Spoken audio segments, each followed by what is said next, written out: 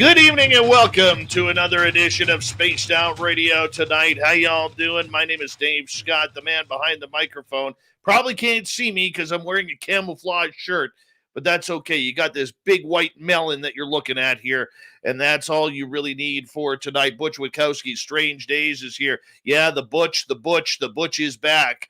And we're going to give off the what the hell do we call it around here? The roll call. That's the one I'm looking for. God, I can barely speak. I'm so excited Butch is here. I got to fire him up. He doesn't seem cranky enough tonight. So I'll figure something out to get him going. All right. Race fan in the gold medal position. We got Todd Purdon in silver with Grandpa Holland in Australia taking home the bronze tonight. Hello, gorgeous Cosmic Fleur. How are you? Chad Smith, the Chad Smith has arrived. Chris Luman, Stunning Steph Dickey, how are you? Mama Susan, looking good tonight. Hi, Sonny, how you doing, buddy? Good to have you here. As we scroll on down for Jack Clark, that's our next one on the list. Joseph Bett, welcome to the SOR chat room. Really appreciate you coming on in. Ed Clater's here, everyone. He'll be signing autographs after the show. Line up to the left of the studio, if you don't mind, to the left of the studio. Hi, SJ, good to see you. As we continue on, Raven is Ryan. Midnight Rider, welcome to our channel and our chat room tonight. Good to have you here. Spooky Morales, always a pleasure, bud. The gorgeous Carol, Luscious Jules, there she is, everyone. Luscious Jules, by the way, will be signing autographs as well after the show. Line up to the right of the studio, to the right. Paradox Fossils, Double Tim, how you doing? And who else do we have here? There's Dirty Filth, 405er, good to see you. Thanks for coming on in. Stephen Edmond, thank you for joining us. Really appreciate it. Nicola, thank you so much for kicking off the Super Chat tonight. The Super Chat is a fantastic way to support what we do on a nightly basis on this show. So thank you so much, Nicola. Jim Nicholas, it's been a while. We're glad you're back. And Palmer, looking awesome tonight. And as we continue to scroll on down, we have, who's next on the list? The gorgeous and talented Sweetly Morbid Bear. There she is. Right there. And Lee Poping, how you doing, man? Good to see you. Oh, Tim, Double Tim, thank you so much for that amazing super chat. Holy cow, dude. Really appreciate it. Thank you so much. Gorgeous Donna C has arrived. Who else do we got here? We have awesome Andrew, our favorite trucker, going on down the highway listening to us. Thank you, Adern. $5,900. Good to see you. And who else we got? Millennium. Nice to have you back, buddy. And oh, it's been a while, but there's our lovely tiniest squish. Thank you for joining us again. We've missed you around here. Richard Elmore, nice to have you here. The gorgeous Helena, nice to see you. The stunning Aussie Ange, there she is, all the way from Australia. Mr. Cowley, welcome back to the show. Oh, Mr. Cowley loves his spaced out radio. Very nice. Good. That was good tonight. Gorgeous Jenny, how are you, my friend? And there's Phil Minervino. What's going on? And who else do we got here? National Memorial. Where you been? Haven't seen you in a long time. Thank you for joining us. We've missed you. Video game player, Ross Smith. Good to see you guys. Philip Bacca, always a pleasure. Kawhi Snyder, welcome back. Nucker, what's happening, man? Hold on. Let me get the radio side started here, because that's kind of important for what we do. And who else do we have coming on? There's my man, Bigfoot, Michigan Rob. What is happening, brother? Good to see you. And thank you, Grandmaster, for coming on in. And there's Beelzebrad, Too Much Information, Oumuamua, Robert Moore. Good to have you all here. And who else we got? Peppa H, always a pleasure. Jurassic Joey, thanks for coming on in. The gorgeous Avi May has returned. Yep. And Open-Minded Clarity looking lovely tonight as well. Who else do we have? Fabsterino, Fidgety Aura, good to see you. And there's Rooted in Gorgeous Sacredness. And I don't hope we don't run out of time here. Let's see. Special Ed 8, where have you been hiding? Good to have you back. Uncle Dale and his Power Stash are here. If you're in Austin, Texas, find Uncle Dale, rub his Power Stash for the month of November of good luck.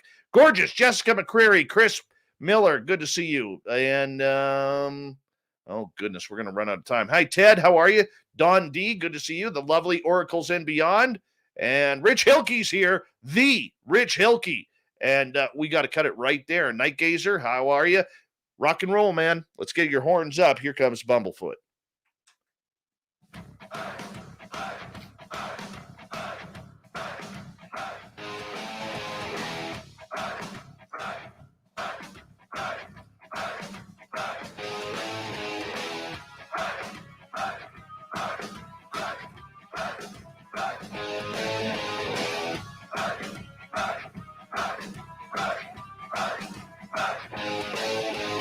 From the mountains of central British Columbia to you listening around the world, this, my friends, is Spaced Out Radio. I am your host, Dave Scott, sitting in the captain's chair of SOR headquarters.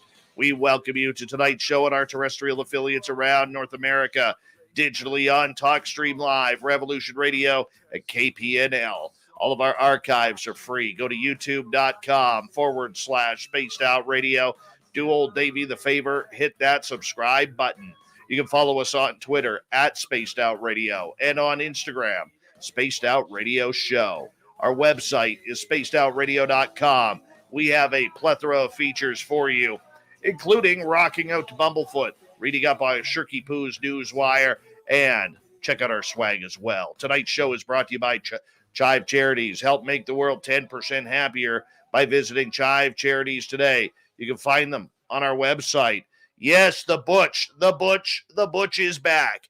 Yes, we say hello once again to Butch Witkowski in Strange Days. Butch is the lead investigator and creator of UFOcop.com, a Pennsylvania research crew looking into all things weird and strange. For the last 20 plus years, Butch has been chasing monsters and tripping on legends to find the answers to some of life's most oddest questions. And what those questions are, nobody really knows because Butch never tells us.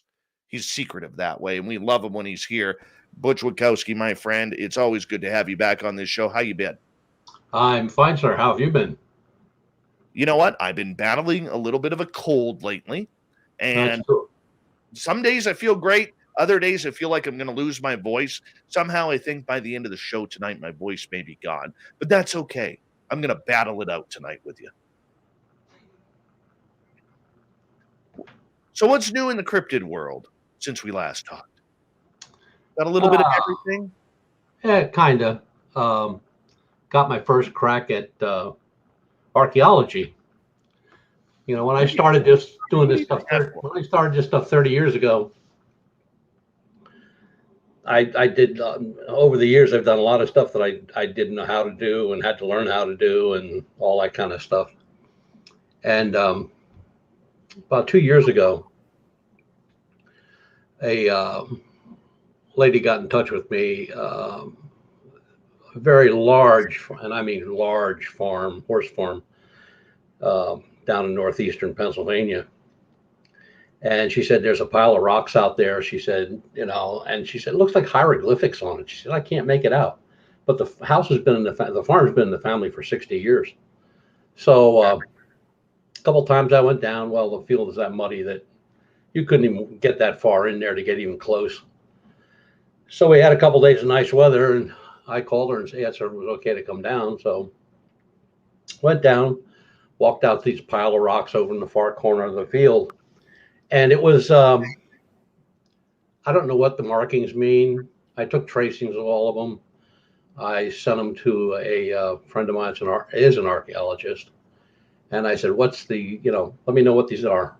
You know, are they indigenous, or are they just, you know, some drunk was scribbling on there trying to make an IOU to somebody he owed money to or something.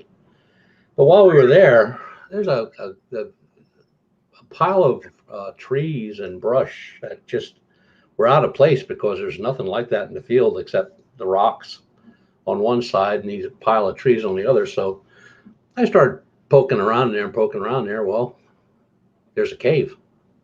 Oh. Yeah. Because I've been wanting to do that for a long time. So I asked her if it was okay if, you know, we went home and got some tools and stuff, because we had to make an opening. I mean, it was that condensed of bush and brush. So I came back and got my neighbor, and we went down and did a little chopping and weeding and carrying on. I finally got in there, and that was bizarre. It went downhill. The ceiling height was probably about 14, 16 feet. We measured it off in length, and it went back about 40, 45 yards. but there's just so much stuff in there that's interesting. I mean, there's bone fragments, and we got some of those, and it's there's no footprints or anything, but the one side of the cave, as you're walking in, this side of the cave is natural rock. The ceiling is natural rock. This side of the cave, the left side of the cave, it's been hewed out. I mean, somebody actually was chopping at that. I mean, you can see the tool marks and the pile of rubble underneath. So I thought, boy, I'm out of my element.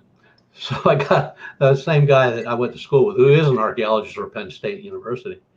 I told him about what was going on, and I sent him a couple pictures. And he's on a dig right now in North Carolina, but he'll be done with that in a couple of weeks. He said, I'll come up and we'll go down together, which would really be neat, because I don't know squat about archaeology. I can barely spell it. But it's interesting that these people didn't even know there was a cave there. That farm has been there for 60 years, same family. And had no idea there was a cave there. And I went like, well, might be indigenous. I mean, we might see more. We'll take down more light next time. We just had a couple LED lights, but I'll take down floodlights. But that was weird. No kidding. But I can't. What I was looking for, when you go on an investigation, you always look for something that's not supposed to be there, right? Right. So I'm looking for hair, scat, anything I can find. Well, I find bones all over the place. I'm like, okay, so I took one of the biggest ones and one of the smallest ones, and the one actually to me is a rib. I mean, it's a rib. But now, if it's a rib from an animal or a human, I don't know that yet. But it was really exciting. I had a ball. I was in my element, man. I was getting freaky. I was like, this is cool as hell. I love it. Well, that really isn't going to do justice for us trying to get you cranky tonight, then. Yeah.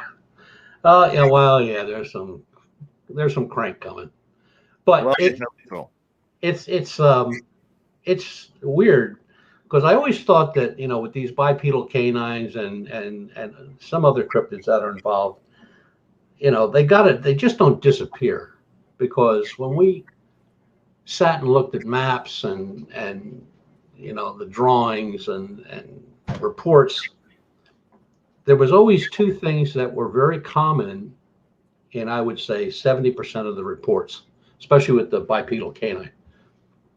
Water was close by, whether it was a stream or a lake or just a tributary. And then the other thing was there was always caves nearby. Now, Pennsylvania, the Spelunker Society, they have a list of every cave that's located in Pennsylvania. That tells you whether they're private or not, if they're closed, if they're open to the public, or, if you have to go get permission to go in. And, this just came out of nowhere, because I wasn't going down there to look for a cave. I was down there looking at these markings on the rocks. And my best guess is they're probably going to turn out to be some type of indigenous, because that whole valley back in the day was all Indian, all the way down to Wilmington, Delaware. I mean, that whole section of Northeast. But I was excited. It was different. I wasn't, outside with a pair of binoculars trying to catch flies. And I really got cranked on this one. So I'm anxious to see what it turns out to be. Maybe next month we'll get enough information we can share it with the SOR group. I don't know, man. All I know is that when you go in caves, bad things can happen. Really bad things can happen. Well, one of the things I was really looking for was footprints. If I would have seen some tracks of some whatever, I probably wouldn't have gone in as far as I did. But I went all the way to the back. But a couple things that look like prints, but they just look too small. But then again, the indigenous weren't big people, so it could be a moccasin track. There's only 3 tracks, but I put some stones around it so I didn't forget where it was or walk on it by mistake. But it was pretty cool. That was So pretty how neat. long did the family live on that property before they were able to actually see this cave? They never knew it was there, Butch? No, no. Same family lives there for 60 years. He's an attorney and she's a CPA. Um, Basically, they have a horse farm for shits and giggles. And they knew about the rocks. And I was supposed to go down there a while back, and it was just too muddy to get in there. I mean, you couldn't even walk in there. That's how muddy that field was back in that end, because it looks like the field kind of tapers down at the one corner, and that's where the rocks are. And of course, all the water runs down that way. So it was just, I couldn't get from the road because the only access road is really a road that goes back to a bunch of houses. So I couldn't park the truck and block, a lane. So when it got nice, and we had a couple of days in a row that were really nice, and I thought, I gave her a call and said, yeah, come on down. So, but they had no idea. Even when I told her that I found the cave, she just looked at me like I was crazy. I said, no, there's a cave there. So her and her husband came walking down, and he wouldn't go. She went in, but he wouldn't go in. No, I'm not going in. He's there like, bad juju. I'm not going in either. I don't blame him whatsoever. My friend, when you look at some of those caves, I mean, you imagine how many caves are out there right across North America that could be holding some major, major secrets towards not only the history of this continent, but to animals and creatures as well. Thousands and thousands and thousands. There's over 1,500 in Pennsylvania. 1,500. That, now I'm talking about caves. I'm talking about mine shafts. You got to add those to the mix. But about 1,500 in caves. Some of them are actually local. Up here on Mount Penn, there were a bunch of caves that were constructed for Hessian troops that were taken prisoner during the Revolutionary War, and they kept them in these caves, and they just, had a big gate on them. But that's a place where I don't know how many folks involved in paranormal have gone in there, and I really had no desire to go in there. I mean, I've seen him because I grew up in that area, and but they said, you could take any piece of equipment with new batteries in, test it outside. Once you break the plane and get inside, the batteries go dead. I said, yeah, right. I got to try this. Yeah, they were right. And if you go back outside, the batteries are fine. Go back inside, batteries are dead. What causes that? I talked to a geologist, and he said, could be some quartz iron mix, or they come up with all kind of stuff. But I didn't understand a word of what he was saying. All I know is that when you went in and you broke the plane of actually getting into the cave, batteries are dead. And the first time it happened to me, I actually went out and put new batteries in the piece of equipment. Walked back in, tested them outside, they were fine. Walked back in, they were dead. Came back out, they were fine. So I don't know what would cause that unless there'd be something, because they're just they all they did was they dug into the side of a rock formation, and I think there's 4 where they kept these guys prisoners, and I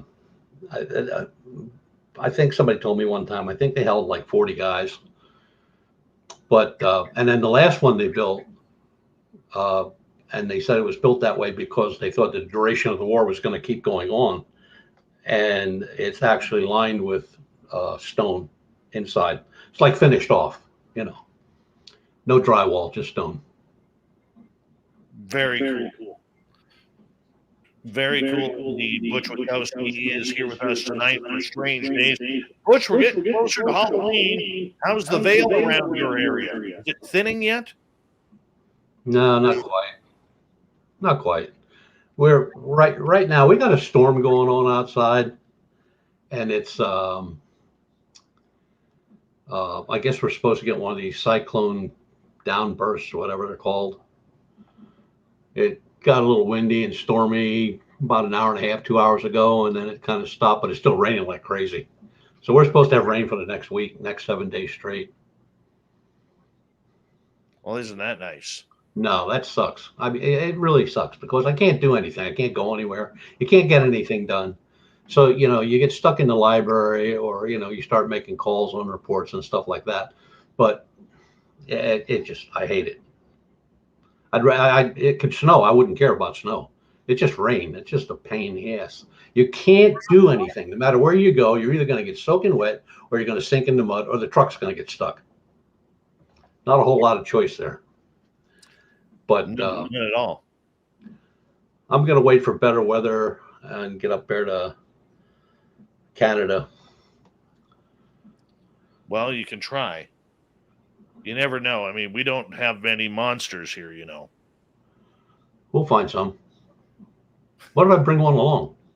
Hey, that'll work. Yeah. That'll be fun. That'll absolutely work. Going back in time, because, you've been around this scene forever and a day. Do you have a favorite Halloween story going back to even when you were a kid that really, really got you excited about this time of year? Yeah, it was when I told Marianne Wallace I wanted to switch costumes with her. That's another story. Wow. Yeah.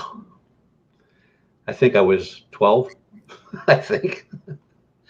That was the best Halloween I ever had. Poor Marianne Wallace. A lot of freaky stuff happens around. Well, mostly that happens in Lancaster County in Halloween. Like, pumpkins are seen moving on their own. These old haunted houses that people have been going in and out of for years, paranormal investigators, all of a sudden they draw a crowd that, they're around the block standing in line to go in. Never see anything, but they go in anyway. I don't know. I don't think Halloween is anything like it used to be. I mean, you could actually really go out and scare somebody. Not anymore. You scare somebody now, they pull a gun on you, blow your brains out. It's just nuts. But I don't know. It's a lot of the reports that have been coming in are reports on things in the woods that they shouldn't be there. Like one area of Pennsylvania, which isn't far from where I live, the guy swears and declares that he was watching a bear, a black bear. Now, they've had black bears running around in downtown Reading, the city, but this area is like it's federal land, and those guys are out there patrolling 24/7. So, when I called them, they said, "Yeah, I don't think so." So you got to keep going. I mean, there's so much stuff going on. UFO sightings. I must have 6 of those in the last 7-10 days. And, the one guy especially, I really like when I hear from him, because he's up in way northeastern Pennsylvania. He's up above the coal regions. But he's been an amateur astrologist for many, many years. And he hooked up I think I told you about this before. He hooked up a really cool camera system. He's got 4 cameras mounted on a tripod deal with a bar and all that he made up. And they're all running to the house. So they're not running off a battery, they're running off electric. And he has like 3 gig cards in them or something like that. So, they'll run for pretty much ever. And he just lets them run 24/7. And he'll stop after a day or two and shut them down. Then he goes in and looks at all of them. And then he starts sending me, he cuts them onto CDs and sends me the CDs. And I'm going like, where do you live? What are you, Area 51? I mean, this guy's got stuff flying all over the place. Daylight, nighttime, it makes no difference. Might be 1, might be 10, might be 3 or 4, all different shapes. I'm going like, wow. But he lives on top of a mountain. There's only like 3 or 4 houses up there, and he's just, he's really getting some good stuff. But he will not get involved with any groups. I mean, normally people get that far into something, they're joining like MUFON or some other group or whatever.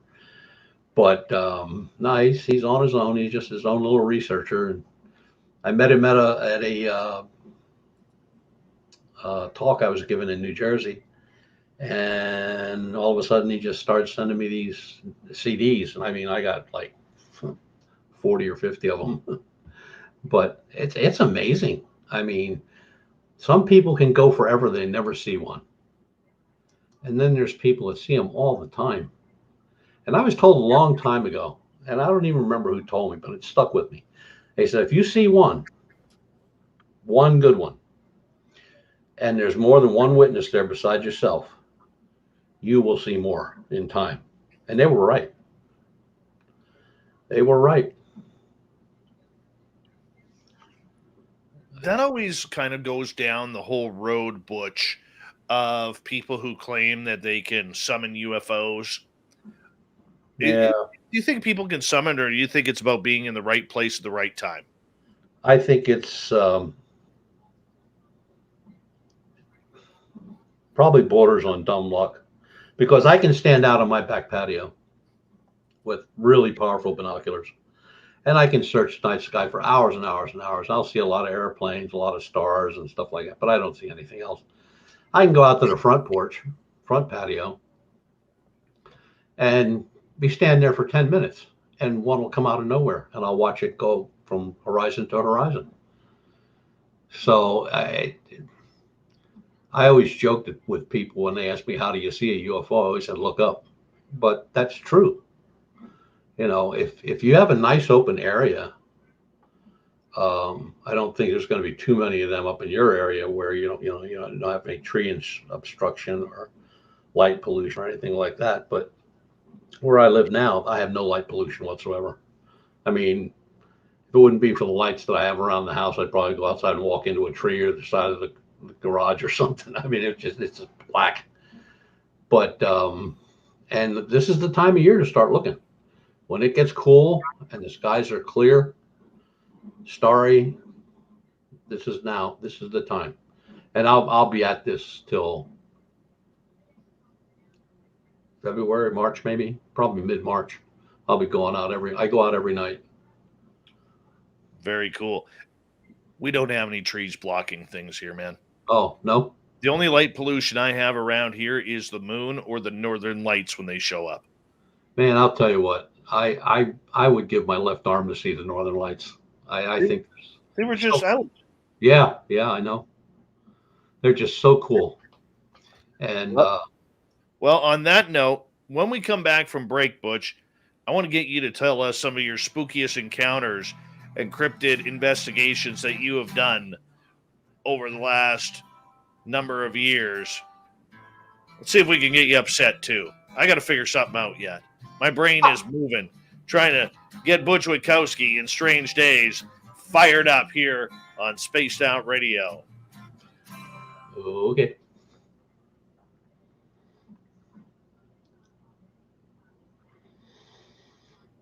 All right, we're clear. I'm going to get you to turn your speakers down a little bit because do you have headphones?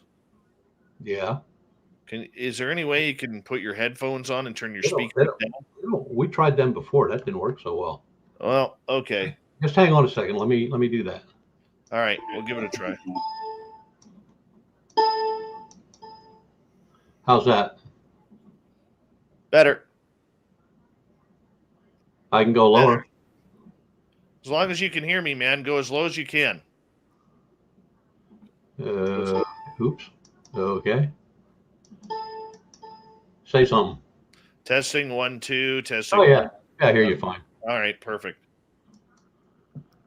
No monsters, no trees. Well, the trees here are all burnt down. That's why. No, I'm teasing. Oh. I'm teasing. They aren't all burnt down.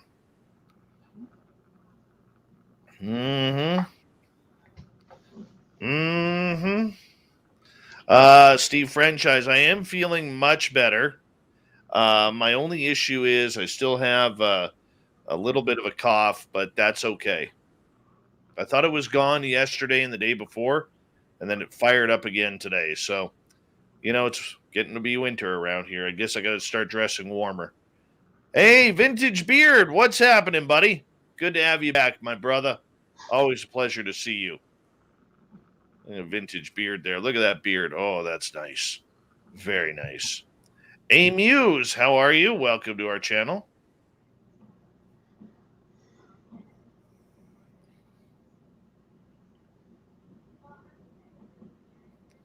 We went out looking for Sasquatch a week ago in the middle of the night, man. Nothing. I'm not that keen on going out at night looking for anything. I want to see something. I want to see it in the daylight. You know what? We went out at 9 o'clock at night. We got out to the forest. It started pouring rain. Brooke Ehrenberg Doty, welcome to our channel for the first time. How are you? Thank you for joining us. And let's see. We went out at 9 o'clock at night. It was moist. It was damp. It was rainy. It was messy. And, all the animals were all huddled in. The only thing we saw that entire night, we were out there for 4 hours. The only thing, cruising the logging roads, the only thing we saw was one rabbit. One rabbit. That's not going to get it done, Butch. No, but I've spent weekends out in all kind of weather and nothing. So, it is what it is. Sometimes you're lucky. Sometimes it's just a nice walk in the woods and eat a lot of hot dogs.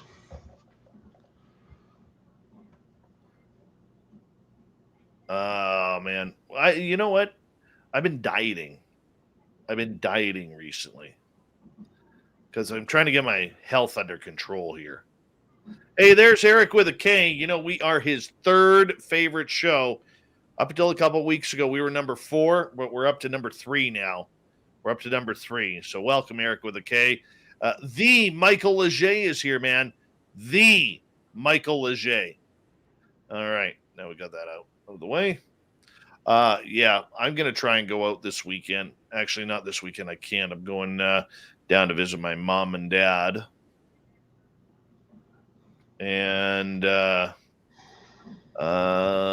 so my mom's not doing very well right now. So I got to go check on her. I haven't been down to the Lower Mainland, and God, it's a quick trip, just like going down there Saturday after my son's hockey practice and then coming right back up on Sunday so my son can go trick-or-treating.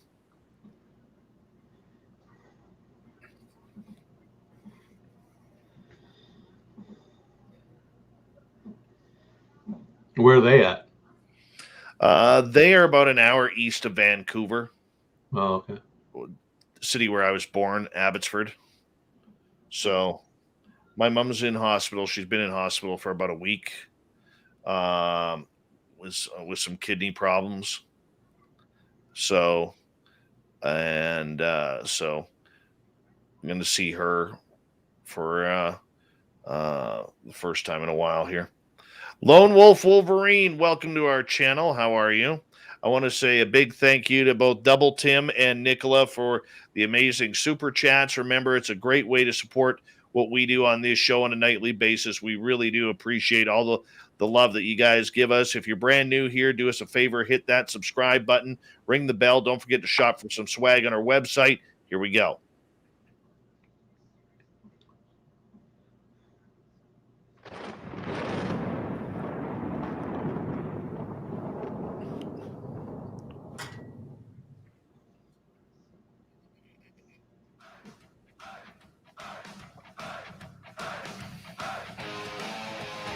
Kicking off the second half hour of Spaced Out Radio tonight. My name is Dave Scott. Thank you so much for taking the time to join us. We really do appreciate our listening ears.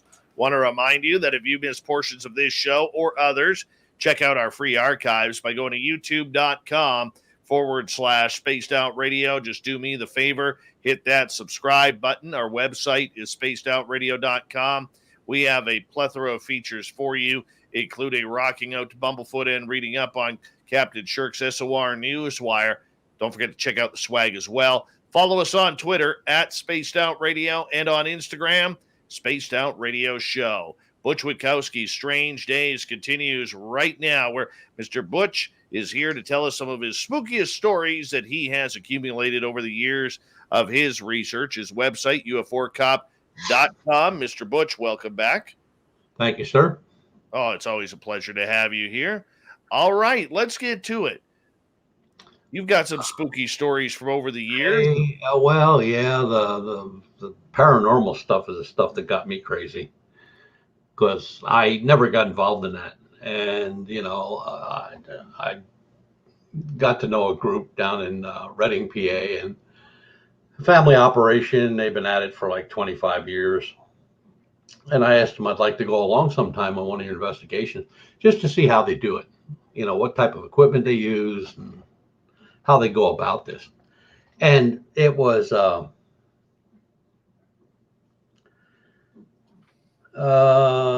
Friday night. We got there about 11 o'clock. The family left at 11:30. The sister of the homeowner stayed there. They had just moved in. It was we were about 2 weeks from Christmas. And they showed us around the house, you know, and I'm just following everybody. I'm just tagging along, you know. I have nothing to say or do. I'm there. And little guy, probably about 5, he runs over because they have a stack of gifts that are still wrapped, and you know, some were unwrapped, but you could see there was a lot of them that are still wrapped. Well, he started digging in that, and then Mom's saying like, no, we're going up to Aunt so and so, and he picks up this doll, and he pushes the little heart, and it, like in a little girl's voice, it says, "Will you play with me? Will you be my friend?" etc., etc. And she says, "No, just put it down, and we'll unwrap it tomorrow, get it out for you, and you can play with it tomorrow." So he puts it on a rocking chair. I'm in the kitchen. I got relegated into watching the monitors, and they got, you know, thermal imaging cameras and night vision cameras in every room of the house. I mean, they ran wires all over. I thought they were going to rewire the house. And there were people in every room of that house, from the attic down to the basement. Team of 2. So I'm sitting there next to the sister, who I couldn't fit into my truck. I mean, she was a big girl. Big girl. I'm going to say it one more time. Big girl. So they're testing everything, and, you know, their little radio, and you got that, Butch? Yep. Okay. See anything, let us know, or if we see something, we'll let you know. And everything's recording, and so you really don't get to watch. So one of the issues was the daughter, who was about 13. She would go to bed, and something would be pulling at her hair. So that was one thing. The other thing was noise coming out of the boys' room. That was the second thing. And the third thing was noise in the attic. And I'm like, okay. So I'm sitting there next to the girl. And trust me, it's as close to Godzilla as I'll ever get. But so next thing I hear is this doll music. And the girl says, "That's the doll." And I said, okay. So I'm like 4 foot away from the door where the doll is sitting on a chair. And I walk over, and it's not in a little girl's voice anymore. It's in a really deep voice, and it says, "I see you." Well, at that point, Butch is on his way out the front door. Unfortunately, I got Godzilla that's got me by the belt, and I can't move an inch. I mean, I probably could have shot her and she wouldn't let go. I mean, I was just stuck there.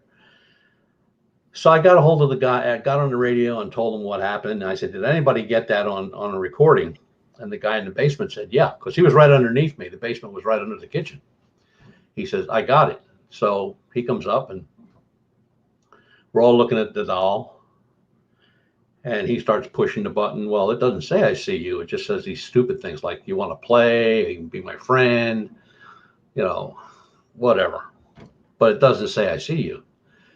Next thing, last line, but in the little girl's voice, not in the really low voice. It says, I see you. And I'm like, oh man, I don't need this. This is nuts.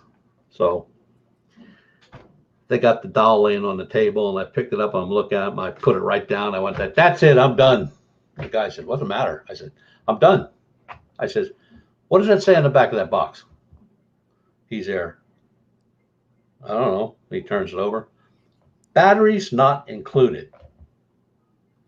Well, if the batteries ain't included, how is this thing even talking? And how would it change what it says? And he goes like, I have no idea. So put it aside. Everybody gets back to where they are. Me and the Godzilla chick are back where we were. And she says, would you like some soda? And I went like, no soda, please. I'm still trying to figure out how I could get out of the house without her grabbing me. And one of the other things it was, they had a light go on and off in the main bedroom, the parents' bedroom. So she said, look, the light's on. And I said, wasn't on a minute ago. She said, it's on now. Then it went off. Then it went on, then it went off, then it went on, then it went off. I'm like, this is crazy. So I get on the radio and I call the guys that are up there on the second floor. And I said, the light's going off in the main bedroom. Well, they're in another bedroom, like down the hall just a little bit. So they go up and they said, do you have that on tape? And I said, yeah. I said, why? He says, and he picks up the cord and he's holding it in his hand. He said, I unplugged that light. I went, that's it. I'm out of here. This is nuts. You know, I had to go outside. It really shook me because this dumb stuff happened. How does a light go on when there's no power to it? It's not battery operated. It works off of 110. And then, you know, and how does a doll talk with no batteries in it? And then, you know, with this gargantuan creature side of me scaring me to death. When she did get a soda, she poured it into a pitcher and drank that pitcher down like I'd down a shot of bourbon. I mean, she was wild, man. Whew. Then when she wanted my home address and phone number, no way, Jose, was that ever going to happen. I said, I live in a tent and I move around a lot.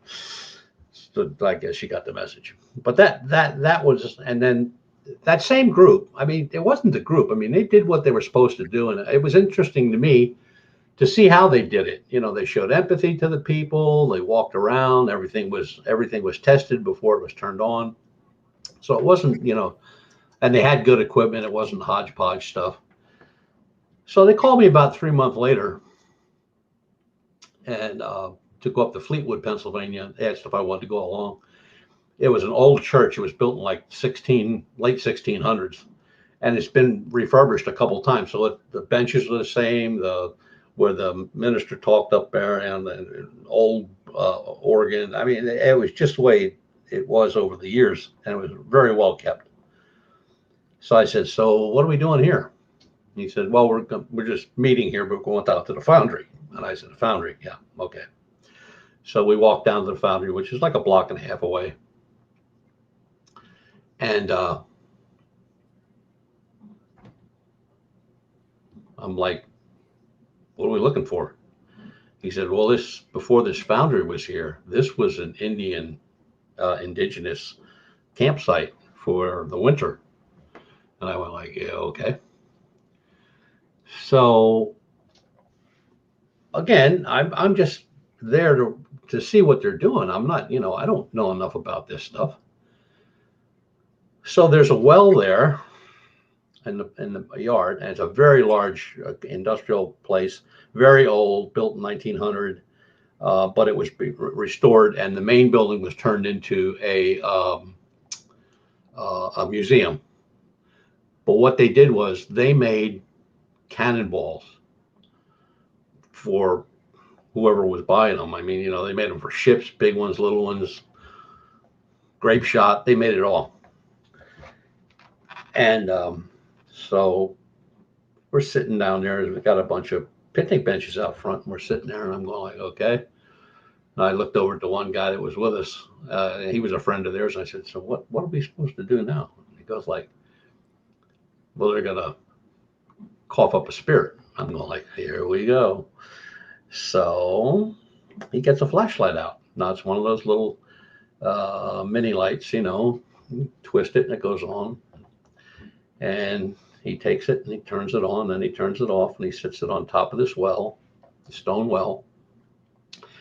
And he goes, starts asking questions. Is there anybody here? If you are, turn on the light. And I'm like, oh man, I've seen this on TV 150,000 times. They can't be doing this. Well, the light don't go on. Is this the scene of a battle? Was there a war here at one time? Well, then the light went on. I'm like, still ain't buying it. So he asked him another question, the light went off. He asked him another question, the light went on. I said, okay, hold it. Hold it, guys, back up. So I get my little bag and I pull out my light. It's not a twist light, it's a button. So you push the button one time, the LED comes on. You push it a second time, it gets brighter. You push it a third time, it goes off. I said, let's use my light. No twisting, no, because I've heard that, you know, if you twist those things just right, any vibration will set the light off, right? And the guy was standing right there like, here's my keyboard and here's the guy, you know, like right there's the light. So we put my light up there and it's off. And he starts asking questions. When that friggin' light went on, I was ready to just buck out of there at 100 miles an hour because there was no way that light went on without somebody hitting that switch. No way. I picked up the flashlight. I'm trying it myself, on, off. It's working fine. So he says, are you a believer yet? I went like, no. I said, this is crazy. I went with one more trip with him. And this was actually an indigenous family from Oklahoma that moved to Pottsville, Pennsylvania, because the daughter got a job, big time job at a bank, and she bought them a house, and then they moved in. Well, next thing you know, they're seeing all kind of black shadows in the kitchen. No place else, just the kitchen. No, I mean, these people were, I forget what the whole mix of, they were Cherokee and something else. And I mean, you know, they were indigenous. I mean, they had the cards, and the guy had, you know, he had the warhead dress made out of eagle feathers and all that stuff. And he showed me the federal stamp that you got to have if you wear that stuff. And I'm like, okay. So he says, well, the real problem is in the basement. Here we go again. First, I'm going to a well. Then the second time, I'm going next to Godzilla. Now I'm going to head down into the basement. So down the basement we go. There's one light bulb, and it's probably about a 40 watter. It's at the other end of the basement. So when you walk out of the light, you're in the dark. I didn't have a flashlight on me. So I said, anybody got a flashlight? No, nobody had a flashlight. So I said, all right, what are we doing? And he said, well, wait, I'll get a light. So he went upstairs and comes down with one of these little portable lights. And he said, that's the problem. And I'm looking over and I'm going like, I don't see anything. He's there next to the washer and dryer. I look again, and there's an eagle feather stuck in the concrete. I mean, it's stuck in the concrete. And there was no hole there. It was stuck in the concrete. I tried to move it. It was in the concrete. I'm going like, okay, so what's with the feather? He says, I don't know. Wasn't here last week. I said, well, you have eagle feathers. That's an eagle feather. He says, yeah. He said, but I didn't put it in there. How would I put it in the concrete? I'm going like, Oh, that's a good question. I don't have a good answer. So I just backed up and let everybody else talk about it. So that was pretty much all the exciting craziness I went through. But the worst was Godzilla. She was the worst. She was the worst. Dave, I couldn't move. She had me by the belt and I couldn't take a step. It was like being pulling a 400-pound whatever. I couldn't move. I'm like, okay. But you're getting me in so much trouble tonight. Where stuff happens out there, everybody thinks you know everything about the paranormal. They think you know everything about bipedal. You know everything about UFOs. In all these years that I've been doing it, the little bit that we learned after thousands of reports, I mean, sometimes you sit there in my library and I'll look at these stacks of reports and file cabinets full of reports and CDs and tapes and everything else. And it'll always hit me the same way. Look, what do I really know? You know, what do I know? I can't say there's nothing flying in the sky because I've seen too many of those. I'm not set on the paranormal because I don't know. I just can't buy that for some reason. It just doesn't register in my head.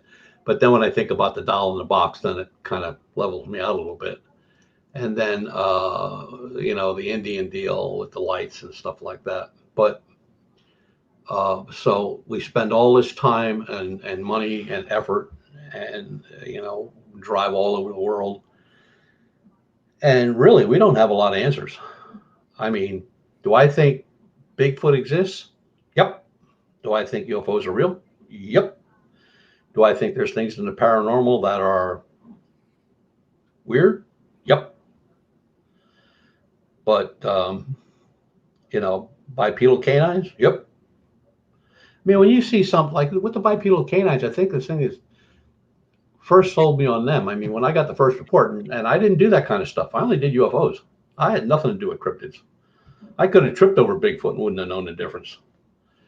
But when I got the first report and then the second report a few days later, and they were identical, but we're talking about this guy's at this end of the state, this guy's at this end of the state. Now, did they see the same thing? They must have, because they're both described them as the same. And then all the reports out of 61 reports that we have on the bipedal canine, not one has ever been different in description, mannerisms, excuse me, or what took place. I mean, it's all the same.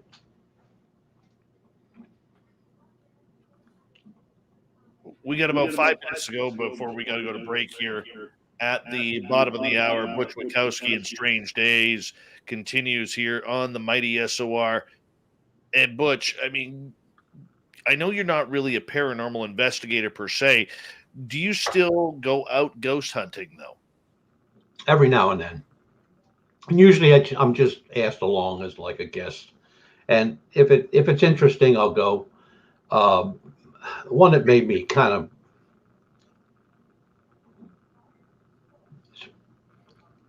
strange in the head when I went with this one group. There were lights seen in this house. Now, the property is a big house, main house, where people own it for a gazillion years. The whole family lives on 3 different houses on the same property. But at the end of the property, there's this one, not a small house, a 3-story home. And that was where the great-grandmother lived. And they never demolished it. Nobody ever lived in it after her, after she passed. And they would see lights in the house. You know, like somebody walking from the living room to the dining room. Or they'd see lights on the second floor go from one end of the house to the other. Just like somebody was in there with a flashlight. So they checked many times and, you know, thinking somebody got into the house, but there was no break-in. They didn't bust in doors or anything like that. So I was just doing some background research, and I had found 3 reports of UFOs in that area, in damn near on the same street. So what I did was I got a hold of the guy and I said, "Did you ever see anything in the sky whenever these lights were going off and stuff like that?" And he went like, "No." So got a chance to go out there with those guys, and I went out and they had everybody inside, like they all do. And then this one guy was outside, and he was like taking care of the camera stuff and that kind of crap. And he goes, I looked at him. I said, like, when these lights go on, do you ever look up, see if there's anything in the sky? Oh, well, why would I do that? I said, well, it might be a good idea, you know. So nothing happened that night. And they went up about 2 weeks later. And the guy called. He was all excited. I thought he was, losing his mind. He says, "We got photographs." I said, "Of what?" He said, "Lights on in the house, something in the sky." I went, "Really?" So they sent me the pictures, and I washed them and ran through them, make sure they weren't photoshopped and stuff. Yeah, lights on in the house, something's up in the sky. So when I say to people, I think it's all combined: cryptozoology, UFOs, paranormal. There's a connection there somewhere. It's all connected. It's got to be. There's just too many strange things that happen. It's like one guy with a gifting site. I think I told you about this, where he got a bunch of little toys and stuff from a Dollar General store. They got really bright stuff, bright, shiny, like chromy looking stuff. And he never saw anything in his research area, but he always had the feeling there was something there. So he put some in a tree, hung some this way, put some over on the other side of the road, just on the old fire trail. And he went back, I think in 30 days he went back, or less, a little less. Everything was just the opposite of where he put it. So this was hanging in the tree. It's now on the other side of the road. This was on a stump. It's on the other side of the road. Everything was backwards. And I went like, now that's cool. I mean, that's really cool. He said, I wasn't up here. He said, we had 3 foot of snow. He said, do you see any footprints around here? I went like, no. He said, can't even walk up through here. So it's really strange how wound up you get into some of this stuff. And people say, oh, it's a piece of cake. Really? Try it. Try it. They can go with me. I'll take them along. But it's so many things that are related to each other, whether it's a paranormal, cryptozoology, or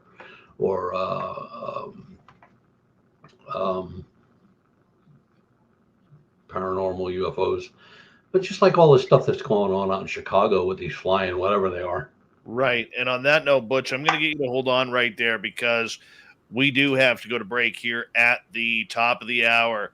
Butch Witkowski's Strange Days. Sometimes it's strange what old Butch says, and hopefully he's not out looking for Godzilla when we come back on Spaced Out Radio with the man, the myth, and the legend, Butch Witkowski from UFOcop.com. Stick around. We're going to find out Butch's craziest cryptid story heading into Halloween. It's all good. We're having a fun time here tonight with Butch Witkowski. It continues right after this.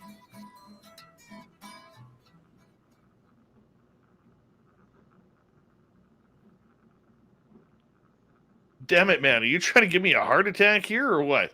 Why? I'm trying so hard to hold in my laughter because it's rude, man. Godzilla. My God. Holy cow. I was being kind. Oh, I could tell you were being kind. How much time we got? We got 6 minutes. Good. I must go potty.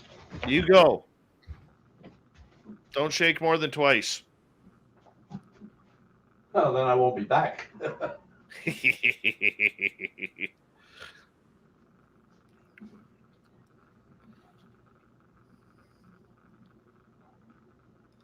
Yeah, we'll be back here in like 6 minutes, everyone. I'll stay here with you.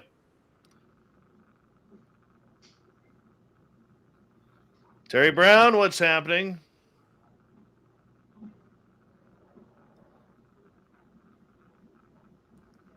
I'm going to have to start putting up a warning for Butch Witkowski. My God. Simon Wales, good morning to you.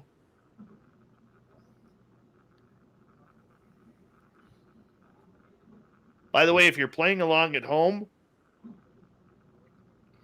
I'm at like 9.5 pounds down now in like 3 weeks. 9.5 pounds in 3 weeks.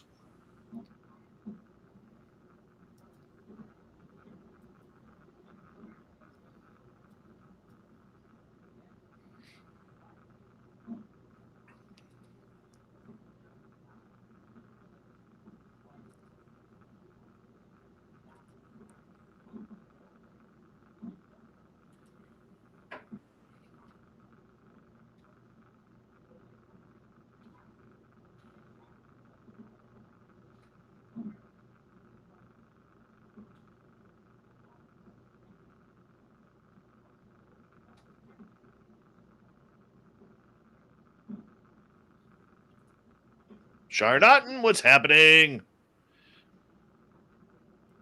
Oh my God. You can't even see me, filth. Jay Fox Hunter, what's happening?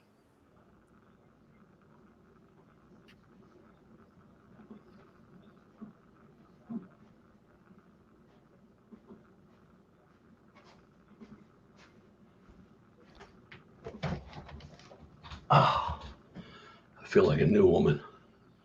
Beautiful. You're looking good too.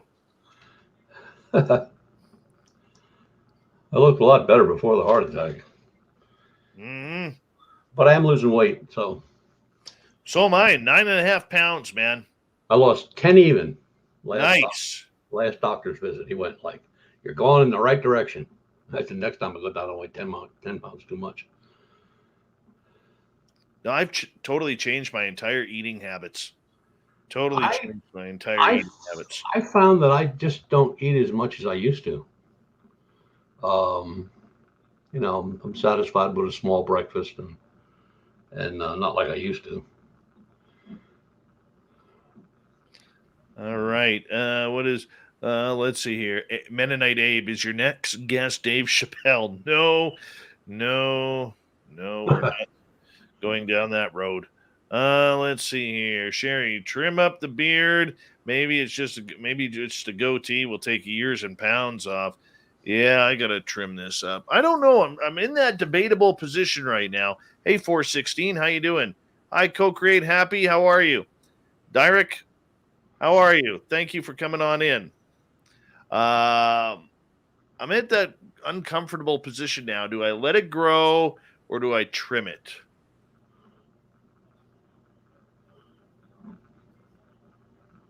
I believe Butch has a dachshund. I think Yes. that's his dog of choice. Yeah. He's 20 years old. Wow. Yeah. And we've always that's all we ever had, dachshunds and Dobermans. But next time around, when this old fella takes the trip, I'm gonna get a Malinois. He'll go up against Dogman. They're not afraid of anything, those Malinois. Mm-mm. Hey, YJ Overlander, how you doing, buddy? And who else just came in? Joshua S., nice to see you.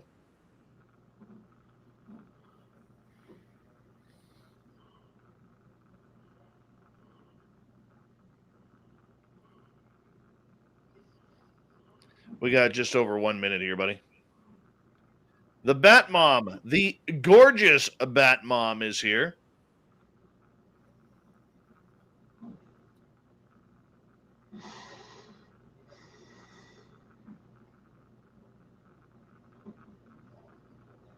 Chad Smith, #moist. I can see that t-shirt coming. No, I'm not hitting Taco Bell for a while. I want to. Trust me, I'm weak. But I definitely need to continue shaving down the butter that's stuck in my stomach right now. So, yeah. Bizzler, what's happening? Haven't seen you in a while. All right. Big thank you to Spooky, to Double Tim and Nicola for the amazing super chats. It is a great way to support what we do on this show on a nightly basis. So thank you so much for the super chats, and we really do appreciate everyone who helps us on out that way. Of course, if you're brand new here, don't forget to hit that subscribe button, ring the bell. Gorgeous Sally Vandervoort, the Dutch princess, is back. I never really ate chocolate. I just gave up a lot of drinking sweets. Here we go, hour 2. Get your horns up. You're listening to Spaced Out Radio with Dave Scott. Follow Dave on Twitter at Spaced Out Radio and on Facebook, Spaced Out Radio Show. Here we go with hour number 2 of Spaced Out Radio tonight. My name is Dave Scott. Thank you so much for hanging on out with us. We really do appreciate earning your listening ears. Hello to everyone listening in on our terrestrial affiliates around North America and digitally on TalkStream Live, Revolution Radio, and KPNL. All of our archives are free. Go to youtube.com/Spaced Out Radio. Just do old Davey the favor. Hit that subscribe button. The Desert Clam has set the password for tonight in the SOR Space Travelers Club. Macabre. Macabre is your password. Use it wisely, space travelers, as the Clam sets the password each and every night right here on Spaced Out Radio. Our website is spacedoutradio.com. We have a plethora of features for you, including rocking out to Bumblefoot and reading up on Captain Shirk's SOR Newswire. We've got our swag as well. Follow us on Twitter at Spaced Out Radio and on Instagram, Spaced Out Radio Show. We continue on tonight with Butch Witkowski and Strange Days. Butch joins us near the end of each month to talk about the monsters of the month, and that's where we are going right now. Butch's website is uforcop.com. Butch, welcome back. Thank you, sir. All right, let's move on to some cryptid monsters here, because I know you've chased down bipedal canines, you've chased down Bigfoot, and every banshee and gnome and troll in between. Pretty much. Let alone Godzilla. So let's find out here, my friend, about you a little bit. Do you have a cryptid story that has really stuck with you, that kind of haunts you? I would say there's 2. The first one was actually the first report that I got. Like I said before, I didn't do anything like that. I was not involved in cryptozoology whatsoever. And I got this report, and the guy was just telling me the story, and I couldn't even think of something to say to him. I mean, it was just, he was taking his dogs for a walk. He lives up in Clearfield County, Pennsylvania. He's an ex-fighter pilot, retired commercial pilot, and he takes these 2 Weimaraners for a walk every day up the same little trail up from his house onto a game trail, and he just walks them up and walks them back. So he's walking in. He actually has a key for the gate. The cops up there gave him a key to get the gate because he's just walking his dogs. And he opens the gate, and the dogs go nuts. They go absolutely freaky. They start ripping and tearing and carrying. They want to get away from him so bad that they're actually digging holes in the ground in front of him with their paws, trying to get away. And he figured, oh, well, it's a deer coming down through the woods, or, there's a skunk in there, or something's walking around in there. And he's just hanging on to the dogs. And the next thing he describes a bipedal canine that walks out from his right-hand side, crosses over the game trail, and goes into the other side into the woods. So he was the one that gave us his first description of this thing, right? And I went like, wow. So we talked a little bit more, and he said, I'll call you back. He said, I want to get a couple guys and maybe, go out there with some guns. I'm going like, that's not a good idea. No. Mm-mm. And he said, what he found strange was, even that it was walking slow, it was like it never looked at him. It never looked at the dogs. I mean, I don't care who you are. You got 2 barking dogs trying to get to you. You're going to keep your eye on the dogs. He said, never moved its head, just walked straight across like they weren't even there. I said, well, Was he like, I thought, here we go. I said, was he like transparent or something? And I'm like, no, he wasn't. I'll call you back. And he hangs up. About 2 hours later, he calls me back. He said, we're going to go out tomorrow and find that thing. I went, you don't want to do that. That's not really a brilliant idea. I said, you have no idea what you're dealing with. I said, if it's even real. Oh, I wasn't drunk. I said, I didn't say you were drunk. I'm just saying, figment of the imagination, or, Next day he goes out. He's got 3 of his buddies. They all got high-powered rifles. They all go up there and open the gate and go up the gate. And they go into the one side, the right-hand side, and walk in about 20, 30 yards. Nothing. They go over on the other side and walk in about 10 or 15 yards. And they all just stopped. And the guy says, we just looked at each other and like, we stay here, something bad is really going to happen. I mean, they all had the same thought at the same time. So they backed out all the way to their vehicles and left. So, like I said before, it's only a couple of weeks. I got another report in the same area. Same description. I mean, right on the money. I could take this one and this one, and it was verbatim. So, I went, no, we got to get up there. We really got to get up there. So load everybody up in the trucks and off we go. Make arrangements with the people who have the property up there. And it's actually a huge Boy Scout camp, but it was closed because it was late September, early October. And we went up, and in the meantime, in that couple week period before we left, I did just digging as much as I could, was I looking at, something that's like Wolfman, or I didn't know, was it a skinwalker, figment of somebody's imagination? But then again, I got 2 guys with the same imagination, don't even live near each other, but they're in the same county. And where this guy saw his, he would have been on the mountainside of the camp, the first guy. The second guy would have been just on the other side of the mountain, which we could walk up and go over. It wasn't that far, quarter mile maybe. So we got there, and it was a full moon that weekend. It was cold. The park ranger was checking on us, and he was warning us about, we got black bear and we got coyotes and coy wolves, and he said, if you see him, if you've got a weapon, shoot him. He said, that's what we do. I'm like, okay, yeah, like we carry weapons. We do now. But so yeah, we were there for the whole weekend. The strangest part, and it really didn't hit me till Sunday morning. We were there Friday morning early, all day Friday night, Saturday night, and Sunday morning I was sitting there drinking coffee.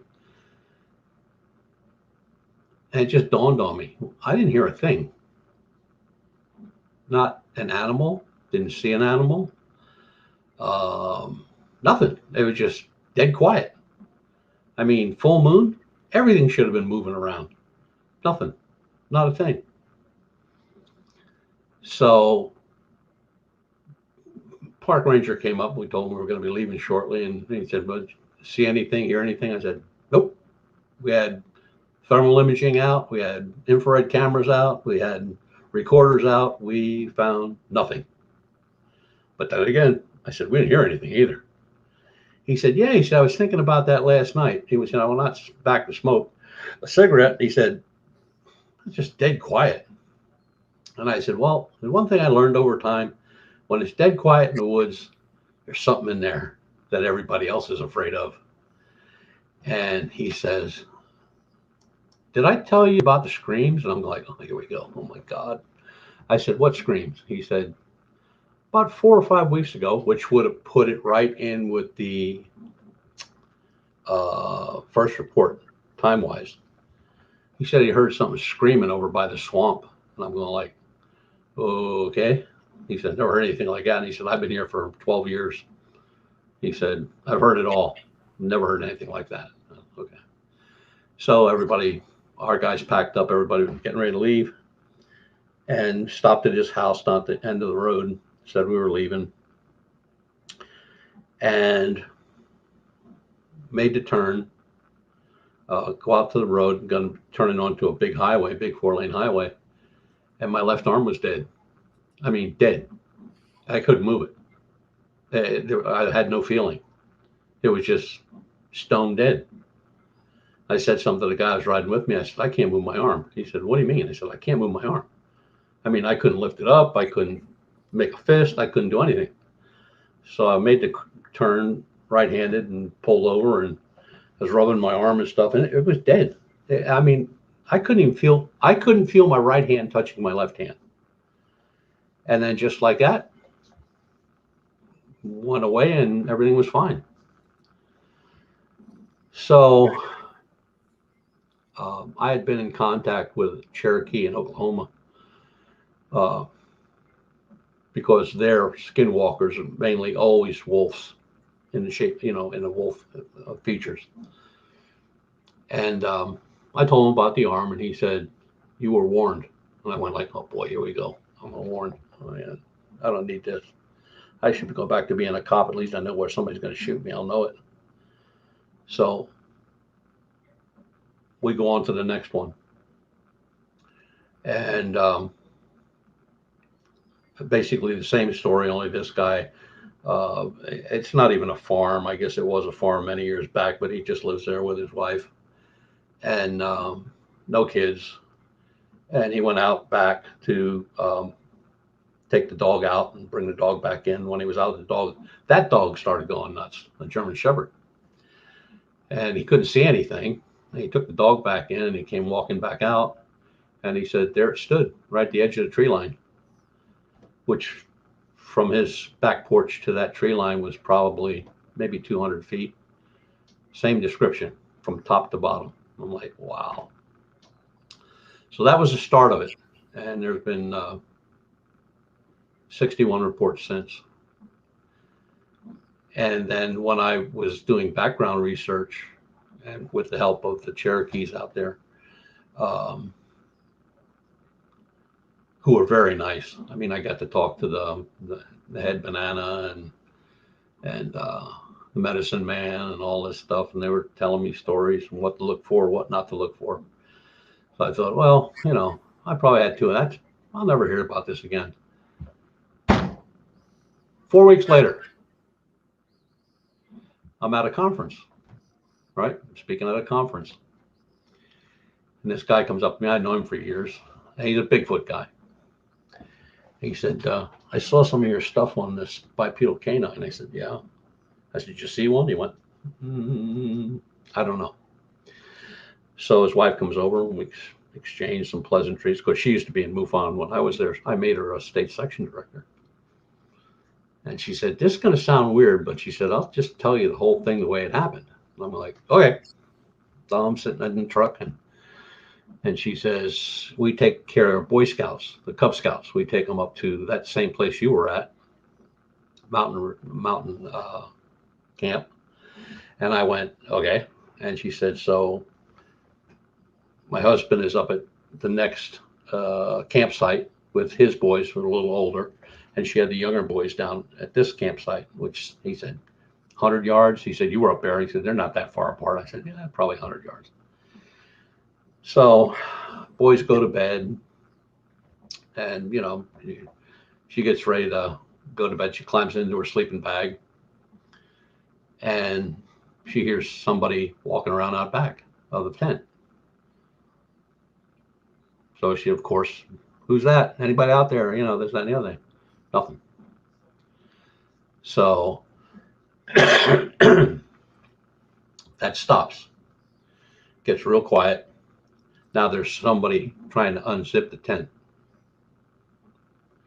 So she screams for her husband, and he zooms down there, and he's a big boy too. He gets down there. He said, "What are you screaming about?" She said, "Somebody tried to get into the tent."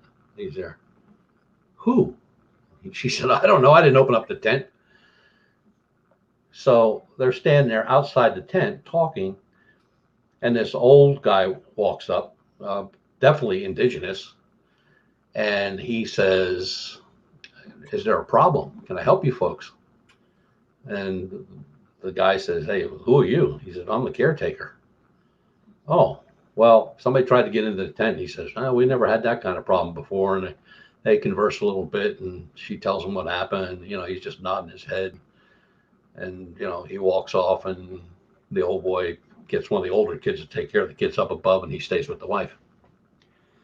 So the next morning, one of the park rangers, there's like 4 of them up there, but the one park ranger comes around, check on everybody, everything okay? And so she tells him the story. And he said, "We don't have a caretaker." "What do you look like?" And she said, "Oh, he was definitely Indian.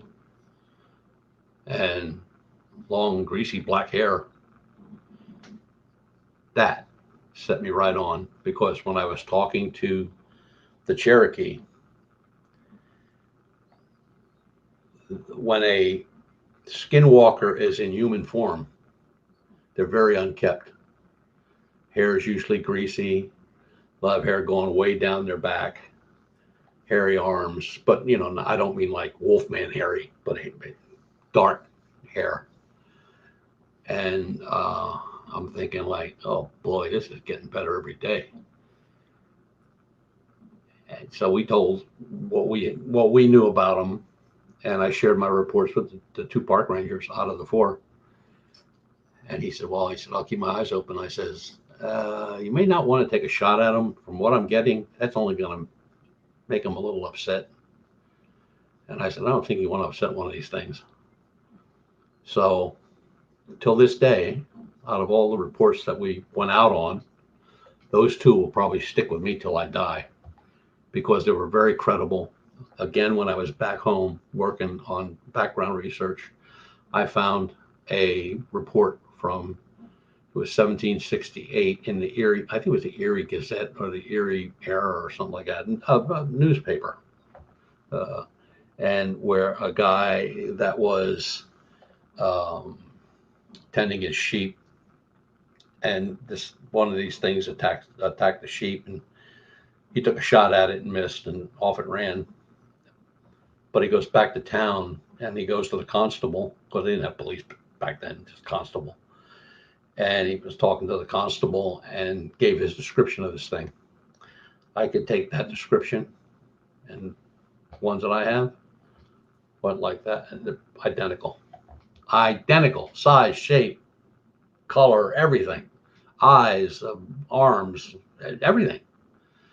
So do I believe there's something out there? Yeah. I have no idea what it is. I mean, I named it the bipedal canine because it's never been seen on 4 legs ever. So it's not Dogman, because Dogman's seen with fluffy white fur and big ears and long tails, and this thing is nothing like that. And the other one, I think that both Lon and I thought was extremely weird. We had a guy in a tree stand, deer season, and a couple deer run out from a grassy knoll at a field where he was overlooking the field. And he picks up his rifle and he's looking through the scope. Well, the one deer just kind of walks over to a pile of bushes. He's just standing there, and the other deer is just stopped dead in the middle of the field. And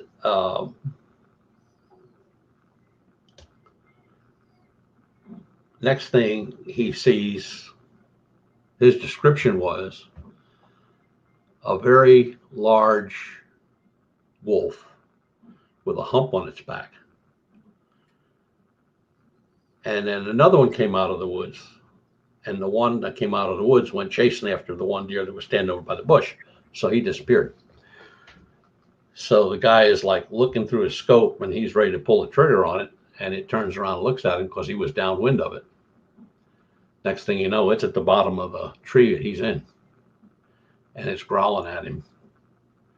And he said, "I never seen anything like that in my life." He said, "Do you know what a hyena looks like?" I said, "Yeah." He says, "Make it a lot bigger and put a hump on it and make it look more like a wolf." And that's what it looked like. I went like, okay. So he left there and went.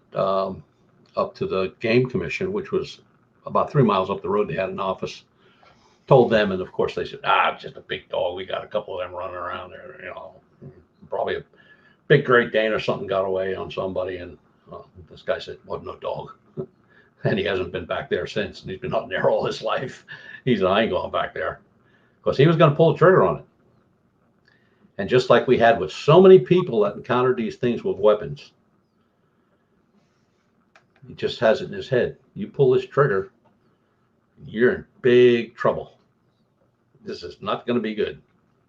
And they all walked away without firing a shot, every one of them.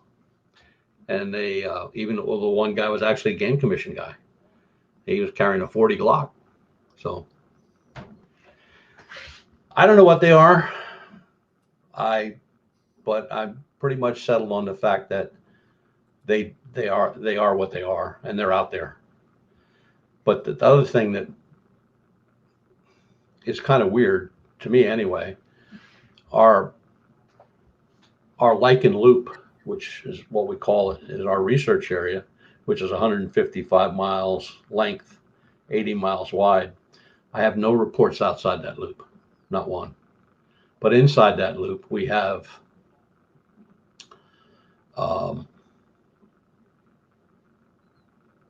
12 large parks, state parks. And that's where we're at. We got just under 2 minutes left before we got to go to break here at the bottom of the hour. Butch, when you hear this story of this giant wolf-like creature walking around on two legs, does it walk with its legs like a human's, where the knees are in the front or the knees in the back? No, they're hocked like a dog.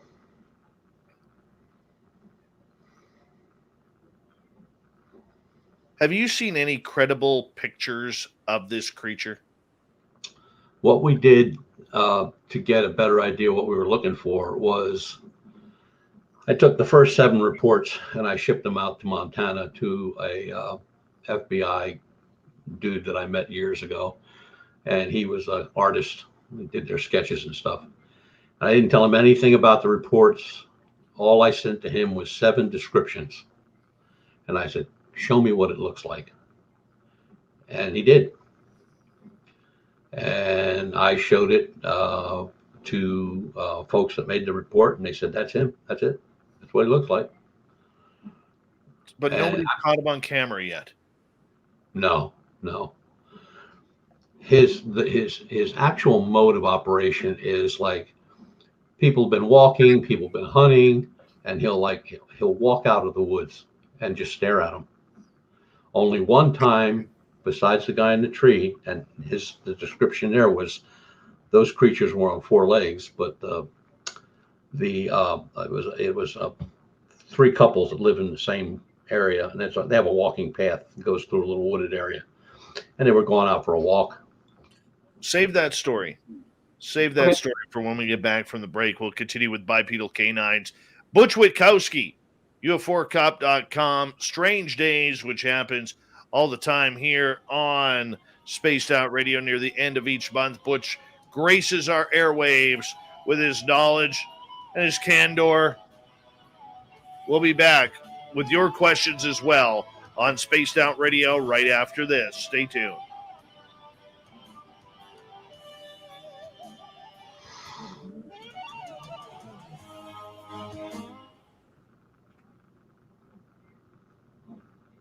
All right, we're clear.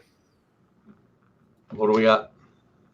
We got 5 minutes. Zune, how you doing? Good morning, Tony D in the UK. You're right back. Yeah, not a problem, Butchie. She's my Butchie pie. Cool drink of water straight to his thighs. I'm just singing, Butch.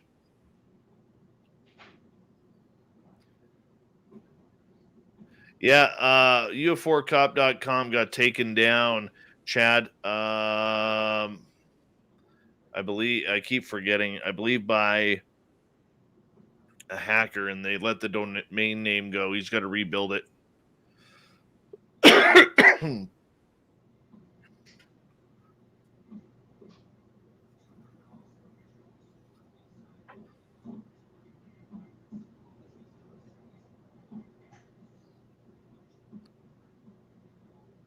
Mama Susan, nobody knows where Vinny is. Hi, Sasquatch. How you doing, man?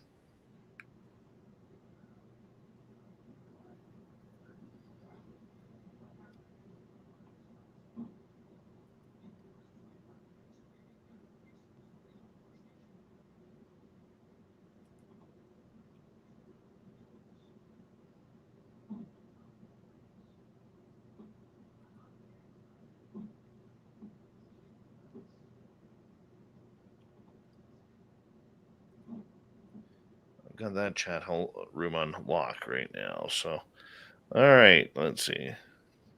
Yeah, nobody knows where Vinny just vanished.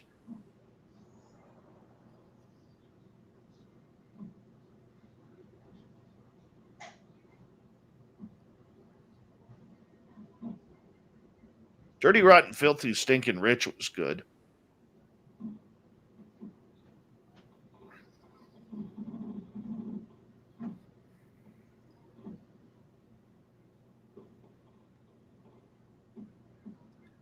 Hey, Gary, you're Dutch.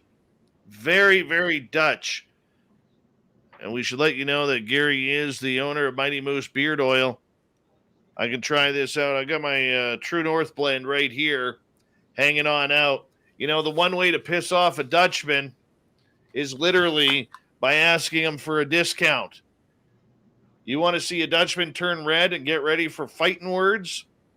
You can insult his sister. You can insult his mother. But the minute you ask for a discount, the war is on. Go to MightyMooseBeard.com. Use promo code SOR 2019. You just drop it right in your hands like so. All right? Put that back in so it doesn't spill. Rub it into your hands and just massage it in. That's it. Just massage it in. I tell you. It smells great. It's all natural. No chemicals.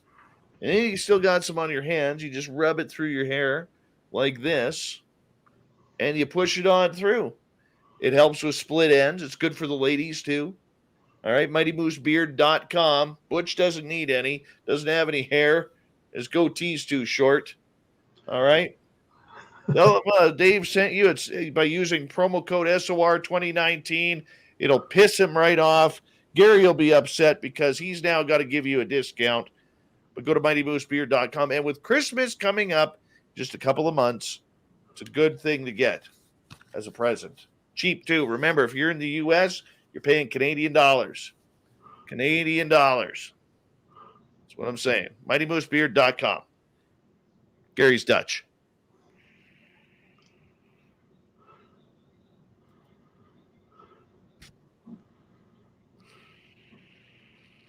Good job, Chad Smith. I can see Bob Birkin's back into the Aqua Velva again, drinking it, not wearing it. Mm-hmm. Hey, Butch, how you doing? Good.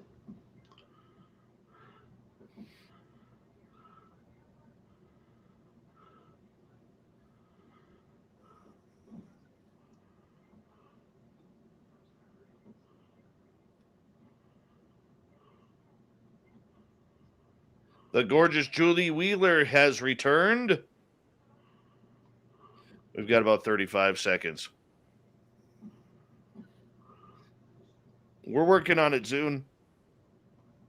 We're working on it. Hey, big thank you to Spooky, to Tim and Nicola for the amazing super chats. It's a great way to support our show on a nightly basis, and we really do appreciate every donation we get through the super chat. So thank you so much. Thank you to all our brand new subscribers. Don't forget to hit that thumbs up or thumbs down. We're at 100 thumbs up right now.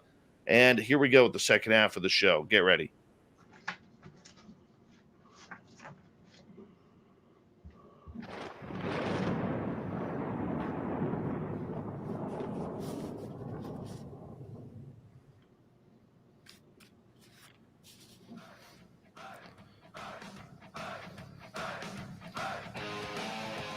We pass the halfway point of Spaced Out Radio tonight. Good to have you all with us. My name is Dave Scott. Really appreciate you tuning us in. Want to remind you that if you missed portions of this show or others, check out our free archives by going to youtube.com/Spaced Out Radio. Do me the favor, hit that subscribe button. Our website is spacedoutradio.com. We have a plethora of features for you. Rock out to Bumblefoot, read up on Shirky Poo's Newswire, check out our swag. Don't forget to follow us on social media, Twitter at Spaced Out Radio, and on Instagram, Spaced Out Radio Show. We continue on tonight with Butch Witkowski's Strange Days. And right before the break, we were talking about dogmen, bipedal canines, monsters leading up to Halloween. And Butch, welcome back. Thank you, sir. Appreciate you. You were telling us a story about this bipedal canine. I don't know if you can see this. I went and got it. What is it? That's what I'm looking for. So describe that for our radio audience. 8 foot tall, massive chest, massive arms, very muscular. Hands, not paws. Thin-waisted, heavy-thighed, hawk legs like a dog. And we had a cast made up of him. And that's what he looks like. Oop. Wow. That's amazing, man. And every report, Dave, not just one or two, every report, same thing. 8 foot tall, glowing yellow eyes, fangs.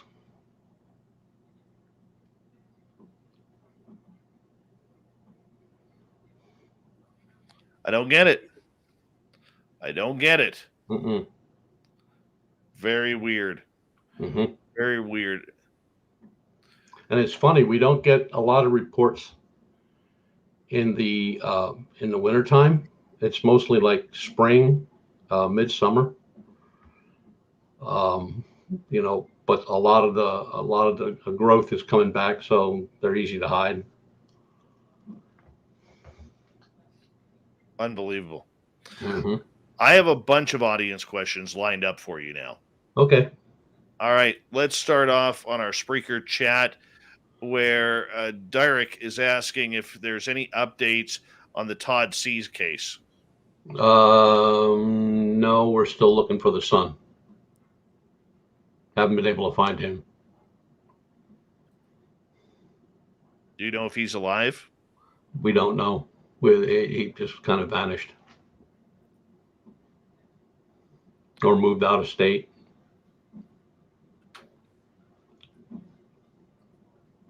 Very strange. Mm-hmm. Very strange. All right, let's move on here. Jeff wants to know, have you seen any good trail cam footage of monsters lately? No.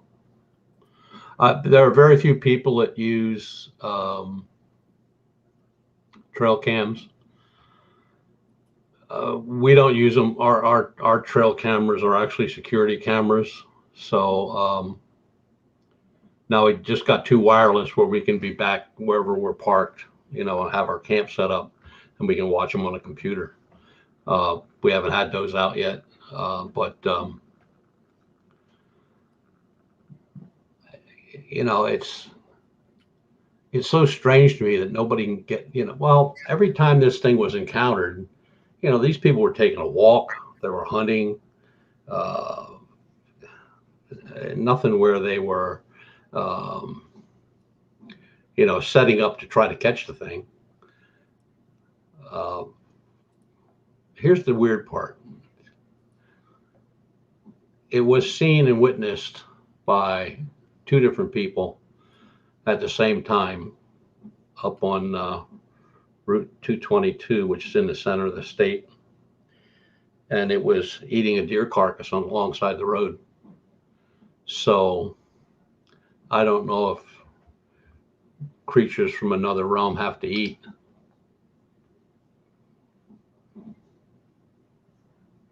And we have 2 reports where when headlights from a vehicle hit as it was crossing a road, or one time it was crossing a backlogging road.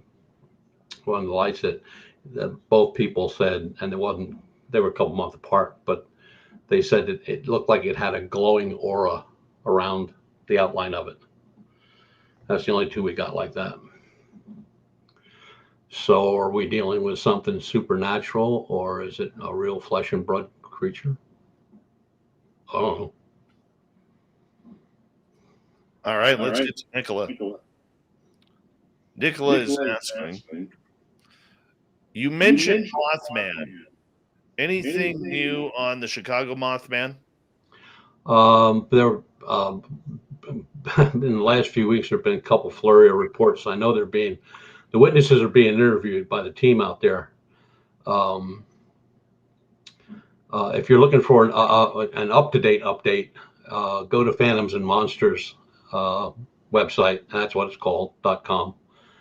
And Lon Strickler publishes every day the reports.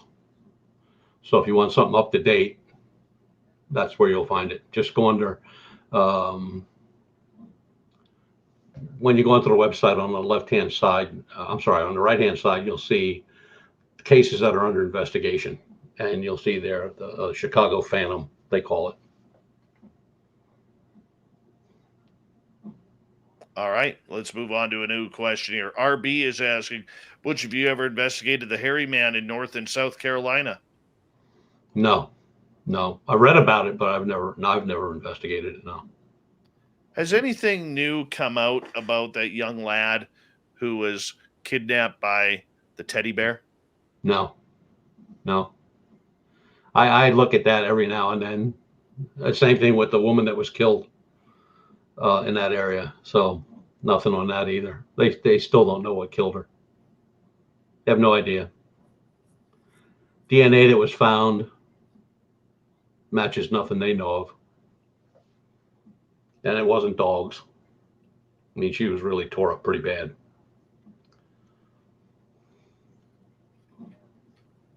Out of any of the cryptid creatures, and I know you'll say the bipedal canine, but I want to leave that one out. What's the most dangerous we're dealing with here?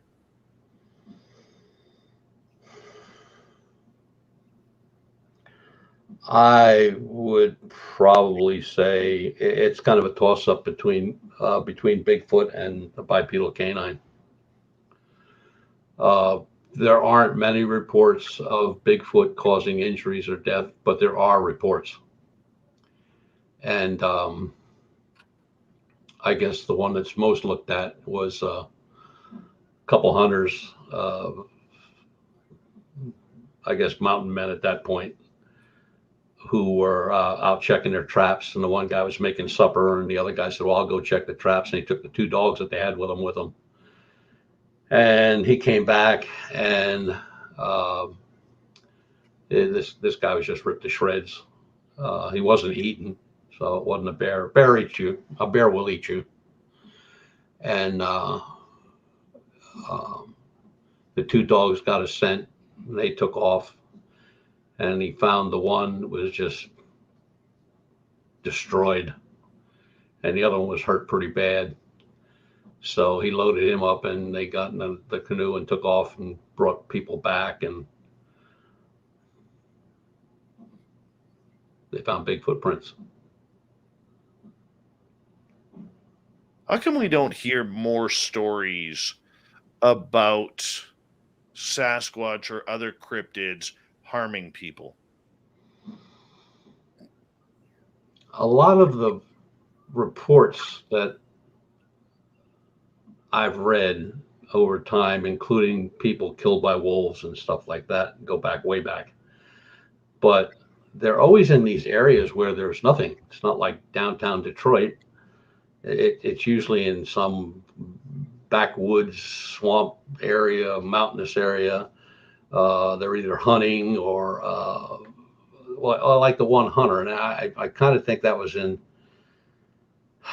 Maine. Pretty much, I'm pretty sure it was Maine. And it around the 40s, 42, 43. Guy was out hunting and didn't come back, and they sent out a search party to hunt him down, and they couldn't find him. And then when they did find him, which was like a week later, he was just piece by piece, like arms were ripped off, legs were ripped off, head was ripped, he was just taken apart. And he was still laying there. He wasn't eating. Now, if you find a carcass like that, and it's all chewed up, it was a bear. And no doubt about it, it was a bear. Mountain lions, they only go for the gut area. I mean, they're not going to tear apart a whole, like a bear would, but I don't know. All I know is when we go out, we're very, very careful, and we do not go out alone. I mean, there's plenty of guys that back up, and we have plenty of things that'll keep us safe if they work. I'm afraid to pull the trigger on a couple of them, thinking like, I'm just going to really get this guy upset. You know what I mean?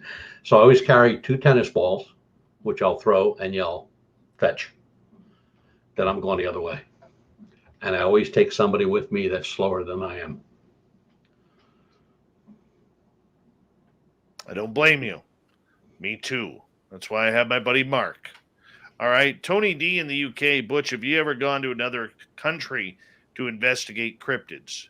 I was invited to England a couple times now. I just, after the heart attack, I just don't have the time or the wherewithal to do it. But they have their share.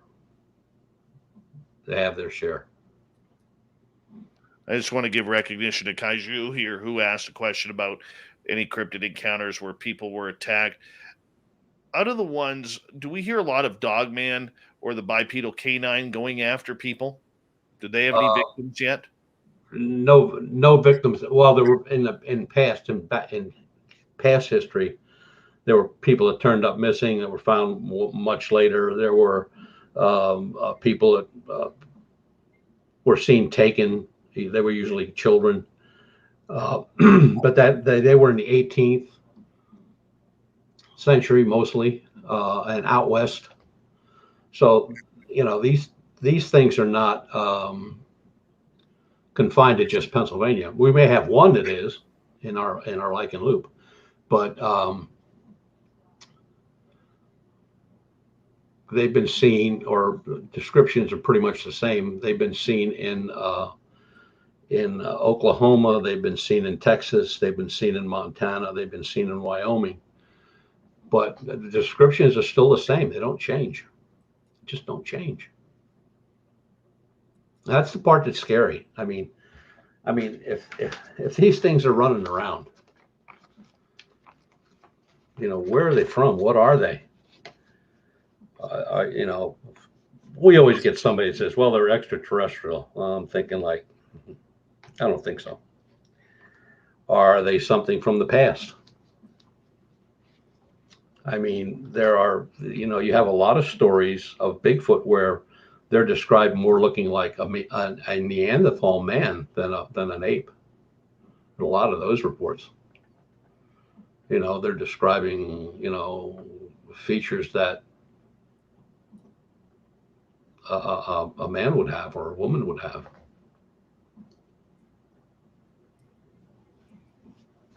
All right. Let's move on to another one here from Kaiju. Butch, what do you think these cryptids are? Where do you think they come from? I to be honest, I think they've been around for a long time, because, the reports, when you go backwards, which is, I tell every investigator, before you go forward, go backwards. And the reports go way back. I mean, you got things like this running around back in Roman times. Now, I'm sure they didn't keep records like we do, but I don't know. I just don't know. I don't know where they're from. Do you think they are of our creation? No. Mm-mm. No. When you look at them, it's like they're built for what they do. And, what do they do? I mean, they found deer carcasses that were picked clean. Picked clean. The only thing laying there was a hide and bones. That was it. I mean, there wasn't a speck of meat on them. we have one of the things we look for when we come across cadavers like that is, especially with bones, which we'll take, the bite mark, because the bite mark on a standard wolf, a timber wolf, that Canadian gray, would be way different than this guy. He'd be way larger in bite mark. And I have a bone in the library right now that I've been looking at under the microscope. I'm just not ready to pronounce it as a wolf or something bigger, because it could have been back in this area here, which would be the wider part of the teeth. But something like that would snap a bone in half. I mean, you're talking about something that'll pretty much kill and eat anything. I can see that. I can totally see that. All right. Let's move on here, as we got a few minutes before we got to go to break here. So let's go to Gary the Dutchman. Why is it that there are no clear pictures of any creatures or UFO? They are always blurry, Butch. Cheap cameras. No. UFOs are very hard to get pictures of, only because of the speed. Now, in Area 51,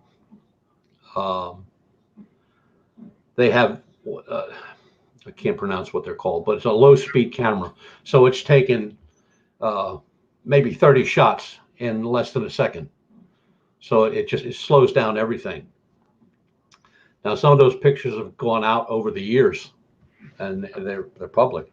The gun cameras from the F-18s that were recent, they're so fast. And these things, whether it's Bigfoot or this guy, I mean, they're in the woods. I mean, I must have a dozen or two pictures of people that say, Bigfoot, no, tree, or vines hanging off a tree, or a tree that's half rotted out on the other side of a river, and the guy's taking it with his camera phone. And I always tell people, it's good to take a camera and a phone with you when you go out and do this stuff. Don't rely on it for pictures. Get yourself a decent camera. They're not that expensive. I mean, you can buy them used. I mean, it just can't figure it. Bigfoot's different, because there's one case of Bigfoot. The guy's a professional photographer, and he's out in, matter of fact, he was born in British Columbia. He lives in Montana, and he runs a lodge, ski lodge or something, but he's a professional photographer. This guy has equipment. I mean, he's got cameras I never even heard of. I mean, they got lenses on them that are that big, but he has an area that he goes to that he's had a lot of noises, a lot of foot stomping, tree knocking, blood curdling cries, and all that stuff. And it comes from a certain area. So he's on one side of this field, not a field, but just one clear area on this mountain where he sets up. And he took a picture that's on the other side of this tree line. You can see a shadow, and for lack of better terms, there's something there, and it looks like a man, but very tall. And he does that when he puts a tape up to the tree. So you see, he's looking at something that was 10 foot tall. The leaves, you can see every mark on the leaf at that distance. The guy in the middle, it's just all blurred out. Now, can they do that? We don't know. I mean, look at these folks that say, they got a gun, they got a creature like that standing in front of them. They could easily pop him, but they all have the same thing in their head that don't do it. You're going to lose So does it already know it's warning you? Why would it even warn you? Why would it just not attack? Do you think they maybe have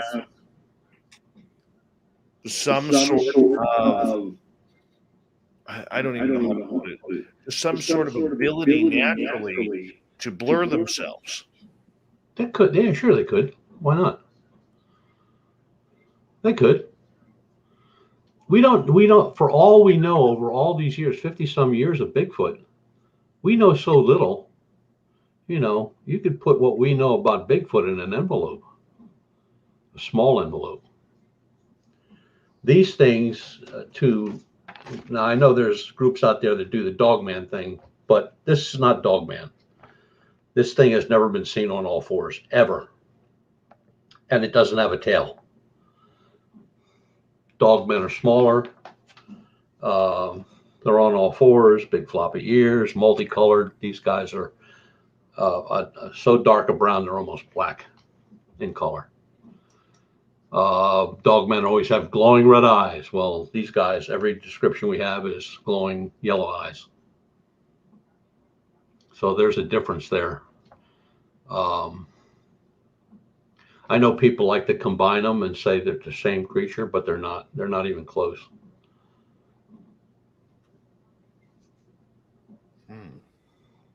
All right, let's move on here. So we got about 90 seconds. Zune wants to know, Butch, any updates on Rake or Wendigo sightings? I have a camera out now in a park on a rake case. Wendigos, I mean, there have been some reports in Maryland and Delaware on those things a few years back. I haven't had any here in Pennsylvania or any around me. You know, Wendigo is just another name for skinwalker. Only they eat the dead. Now, you mentioned Wendigo to any of the indigenous tribes out west. They freak. They just freak. Because every now and then they'll turn up a body, somebody that's been missing, you know, for quite a while, and they'll find a body that's like half eaten and in a garbage dumpster. Now, an animal is not going to put your body in a garbage dumpster. Very true. Very true. That is odd, Butch. Mm-hmm. Very odd. I don't get some of this stuff, man. Really do not forget some of this stuff. But it's the way it is. It's all part of the mystery, isn't it? Yeah, it's bizarre. Rake sightings, I mean, we've had those in Pennsylvania for years. The one that I have the camera out on down in this at the state park, I mean, it's been seen by 3 different people. There have been reports to the park police. So see where it goes. Butch, I'm going to get you to hold on. We got Butch Witkowski for another 30 minutes here on Spaced Out Radio. Then the fedora-wearing John Hudson comes in for the UFO report.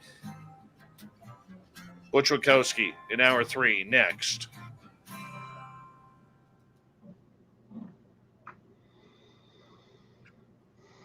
All right, buddy, we're clear. Okay. Yeah, it's weird. It's weird. You're weird. Well, yeah, we all know that.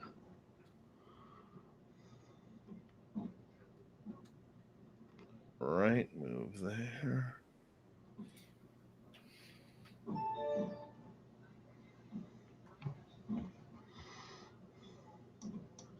Seconds here, buddy.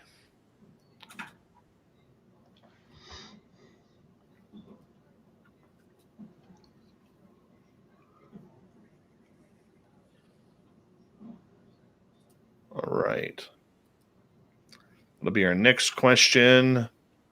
Just kind of trying to catch up here. I'm way behind in the chat room right now.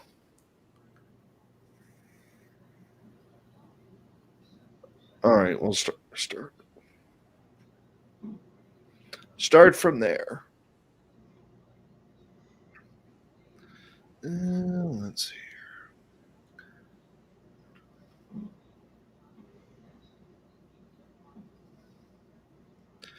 William Ipong, welcome to our chat room. Who else? I'm caught up there. Good. I'm caught up. God, I'm hungry right now.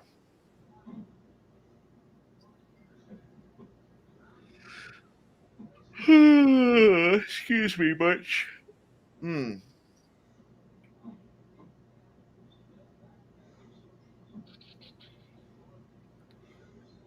Noble Patrick, thank you so much for the super chat. Really do appreciate it.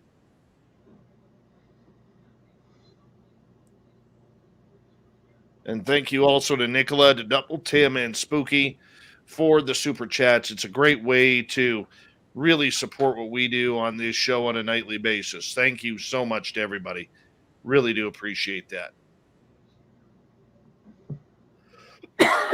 Excuse me. Keep your questions coming. I will get them to Butch.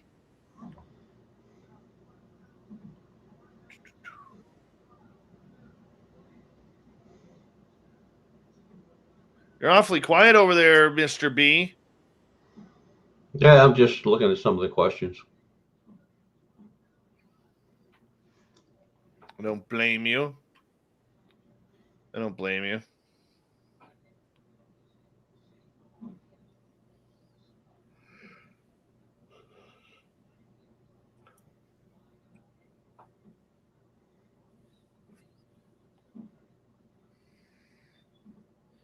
Out of the blue, I just got hungry.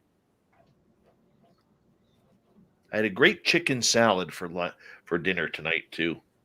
Now I'm starving. That's what I had for lunch today.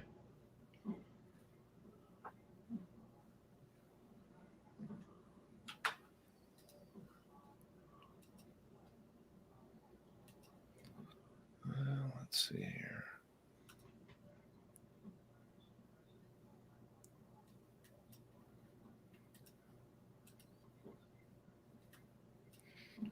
All right, there we go.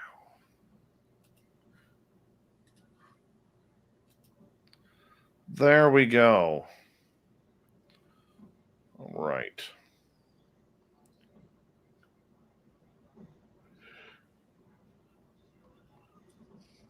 Oh, I will eat when I get upstairs. I have an apple with my name on it. See, what you don't know about Dave is Dave really likes apples. Dave really likes apples. And Dave's also enjoying the loss of weight. Not allowed to eat bananas.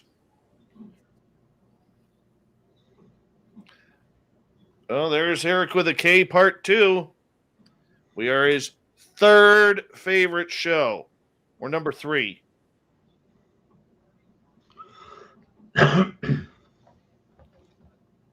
Back in medal contention after 4 years.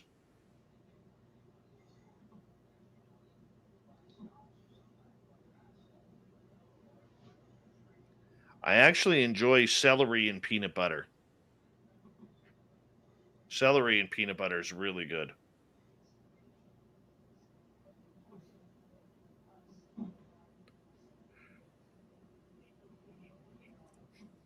It's only Monday. Wow.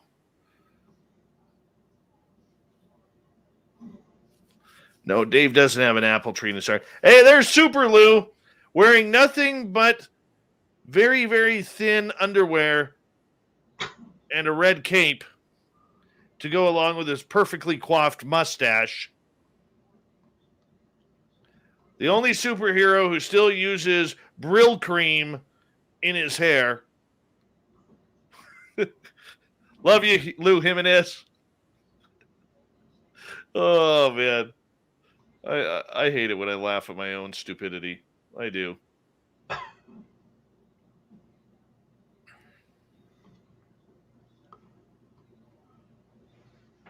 The only bread I'm allowed is sourdough. All right. thank you to all of our brand new subscribers here. Thank you to our super chatters. Don't forget to hit that thumbs up, thumbs down, thumbs sideways. And of course, a big thank you to all our regulars who are here and all the veterans who have tuned us on in. We really do appreciate it and really love you guys. So come on back here as we got hour number 3 kicking off here in about 5 seconds. And we're going to enjoy it a lot here. So let's do this thing right now.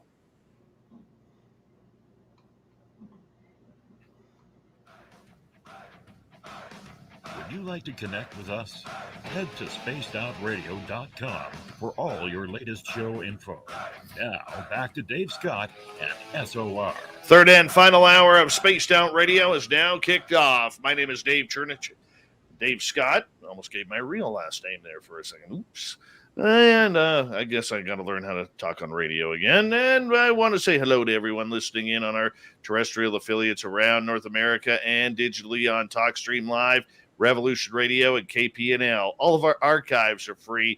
Go to youtube.com/Spaced Out Radio. Do me the favor, hit that subscribe button. The Desert Clam has set the password for tonight in the SOR Space Travelers Club. Macabre. Macabre is your password. Use it wisely, Space Travelers, as the Clam sets the password each and every night right here on Spaced Out Radio. Our website, spacedoutradio.com. We have a plethora of features for you, including rocking out to Bumblefoot and reading up on Captain Shirk's SOR Newswire. Follow us on Twitter at Spaced Out Radio and on Instagram, Spaced Out Radio Show. For the final time tonight, we say hello to Butch Witkowski, UFOcop.com. His team is out looking for monsters all around the Pennsylvania and eastern United States and North America. Butch, welcome back. Yes, sir. Let's get right to the questions here. Sasquatch is asking, what are your thoughts on the multiple sightings of white Bigfoot around the Salt Forks area in Ohio? I read 2 of those reports, and we only had one report in our western Pennsylvania area of a light-colored Bigfoot. But that was about, 6 years ago, maybe 7 years ago. But I know there were some reports out of Salt Fork. But I don't know if anybody's out looking for them. All right, moving on, because we're going to burn through a bunch of these. Nicola is asking, Butch, is it true that there are stories of St. Christopher being a dog man? Well, not that I know of, no. I never heard anything like that. Phil wants to know, have any drones been used at all for sightings? Yeah. Yeah, that started coming big time about 2 years ago. And now, these things, you can get them with LiDAR on them. You can get them with infrared thermal imaging. I mean, they've come a long way. But we have a thing here in Pennsylvania where you have to be trained by the FAA to fly one. Kaiju wants to know if you've heard about any government involvement or cover-ups regarding cryptid encounters. The military one, when Mount St. Helens went up, where they say they recovered a wounded Bigfoot. That's the only one I know of. Then the government said, no, we didn't do it. But there were other people there that said, yeah, they did. I can totally see that. Okay, moving on. Game Vet is asking, any sightings of an overgrown muscular wolf with glowing red eyes? What is it? All our reports are glowing yellow eyes. Again, the dog man, they're usually reported with glowing red eyes. And, a very large dog. I mean, a friend of mine has a 170-pound German Shepherd. And if you hit any dog with light in their eyes, they'll shine red. Right. Do you notice a migration area of these creatures? Are they moving or are they staying in their areas? They're pretty much staying in their areas because there are researchers out west that like us, they've been doing the same thing, you know, just staying in a certain area. And I don't know of anything migrating. At least nobody's mentioned it anyway. Shar is asking, and I think she's talking about the 1999 incident in northern Nevada about the Bigfoot in the fires. Yeah, that's where it was. Did that just get swept under the rug, or was that just a fable?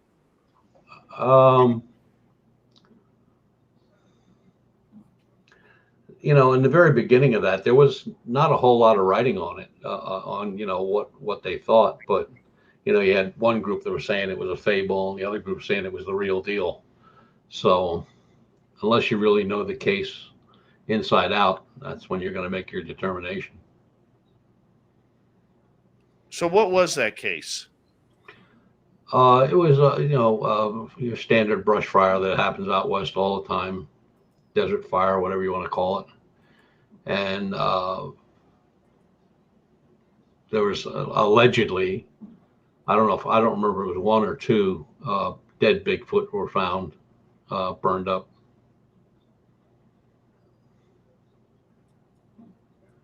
My goodness. I could just imagine what that would be like. Now, didn't one allegedly come out of the forest almost seeking medical attention? Yeah, that was Mount St. Helens. Yeah, and the military, the police took care of it, but then the military came and scoffed up on him and took him away. But he was actually treated by EMS.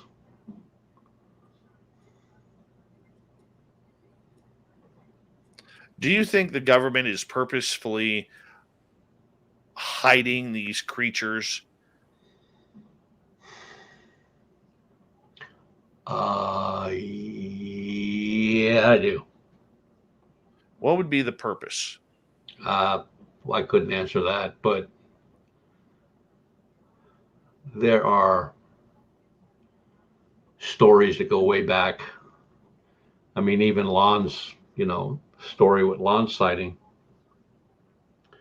where, you know, he saw that thing while he was fishing until he got to the phone and called the police and went back.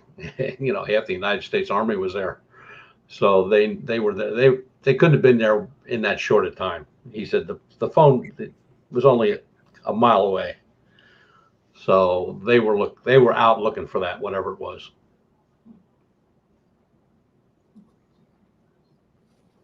What would be the purpose of the government hiding these creatures?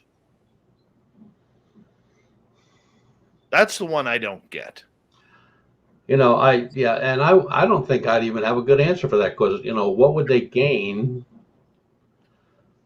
unless, like the Nazis in World War II, were trying to combine apes with humans to make super soldiers. I gave up trying to figure out what the government does. There's so many stupid things they do, it makes me crazy.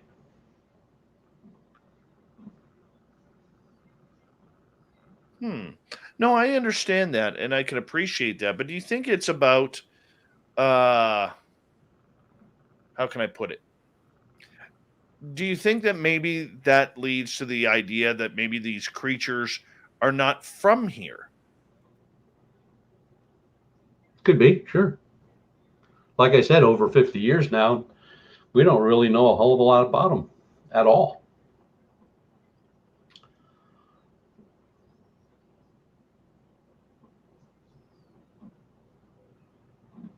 I mean, there's a lot of suspicions, but suspicions don't cut it. You need evidence. Why haven't we found a body in all these years? Talk to some people that are into the Bigfoot, and they say, well, they buried their dead like we do. Then there's others that say, well, they eat them. Okay, I don't have an answer for it, but I'm one of those guys that'll tell you I know a heck of a lot more about this bipedal canine than I do Bigfoot. Mm-hmm. It is one of those strange cases. Let's go to Purpose and Grace, who's asking, were national parks intentional for hiding cryptids? I've heard that before. Um, there was I think it was Wyoming, where there was a private land that was given to the government, and the next thing you know, they were in there planting trees, and and it was not being made for the public. You know what I mean? It was just, there was water, there were places that that you could get out of the weather and stuff like that. And the one researcher out there said, I think they built it for the cryptids. He said nobody's going to go camp there. He said it's rocky, it's uneven. Why would they plant trees in there? But then that's the government. So that always leads, when you talk about national parks, about the missing people and the missing 411 cases. When you look at those, does it surprise you then that so many of these cryptid creatures are seen in these areas where people go missing? No, it doesn't surprise me at all. Um, there, when you read the 411 books, it just sets you right back. Yeah, it's crazy. I mean, the ones that kill me are where somebody's missing, they're found, or they're not found, but their clothing is like all neatly folded and set aside, and all that kind of stuff. So, but that's some crazed mountain man running around up there, or is it something else? One of the theories that a lot of these people who go missing, Butch, is that there are feral people living up in the mountains and don't want to be disturbed. They don't want anything to do with regular society, and their hatred for people has almost turned them cannibalistic or into serial type killers. What have you studied in on that? There's there are a couple of cases of that where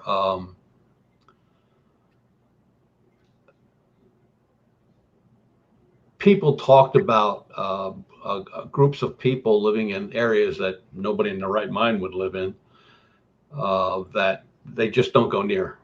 They just stay away from it. The police don't even go in there. And there have been, people that have gone into these areas hiking, and that's the last they see of them. They're never found. But the disappearing humans on this planet, that's a daily occurrence. Do you agree with the whole feral people scenario? Oh, I think you could have groups of people living out like that. Where was that one group in Oklahoma?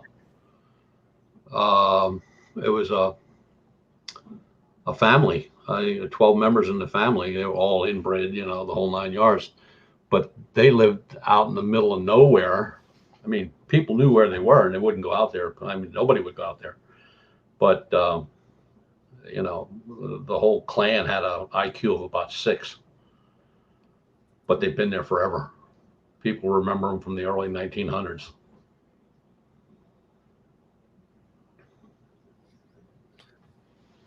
Which direction should we be looking at, Butch, if the current ways we investigate, whether it's paranormal, UFOs, or cryptids, which ways should we be changing our look at investigation in order to try and solve some of these mysteries?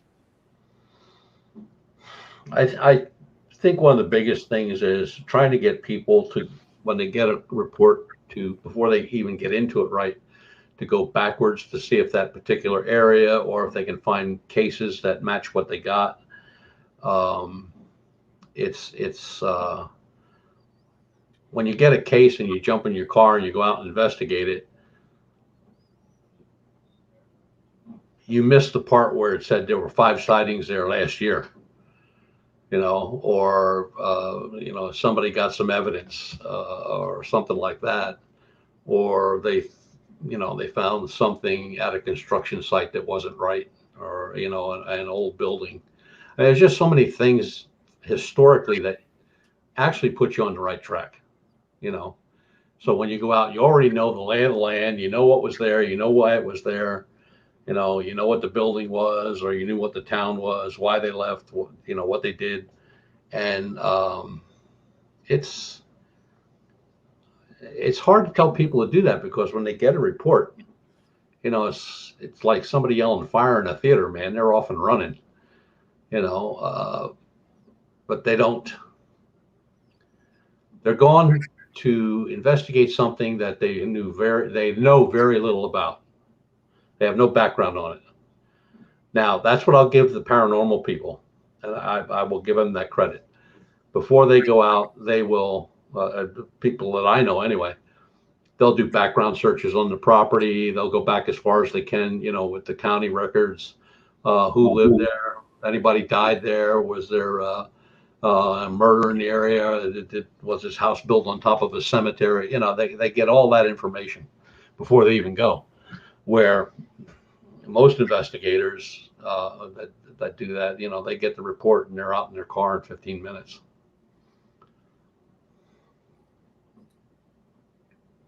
Not good. Phil wants to know if you've ever found any of these species scat. No. Mm-mm. But I if you go on the fact that they could be an animal of some type, I would imagine the scat would be like a wolf.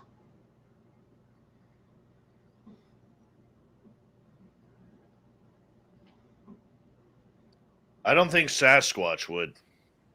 I think that'd be more bear-like. Yeah, probably.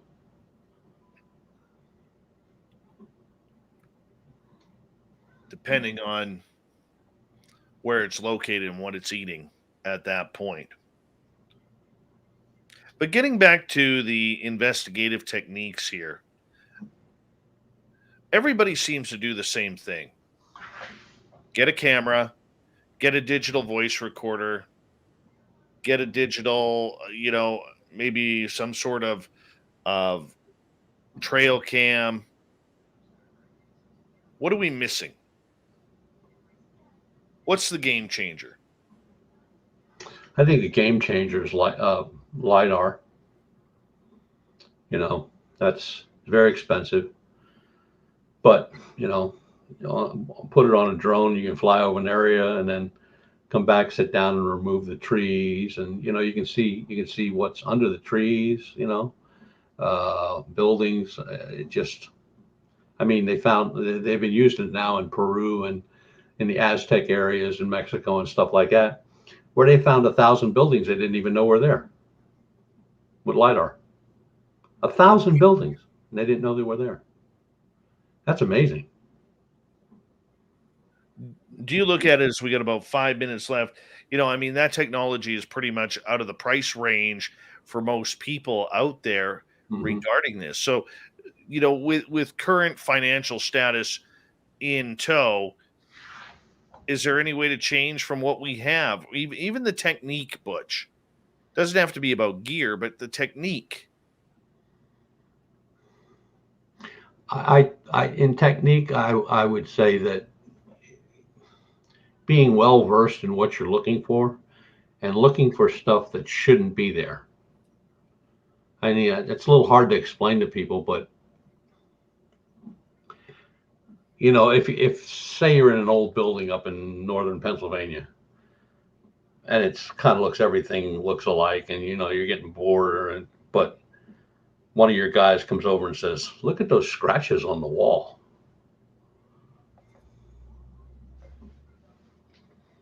Wasn't what you were looking for, but that's what you should have been looking for, stuff that shouldn't belong there. I can't even find something that does belong there. And I'm looking.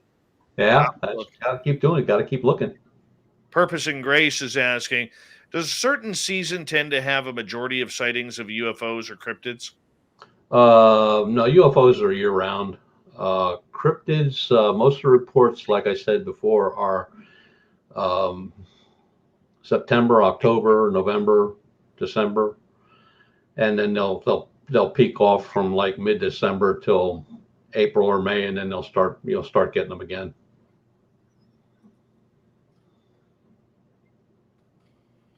So wouldn't that have to do with the migration of animals like deer?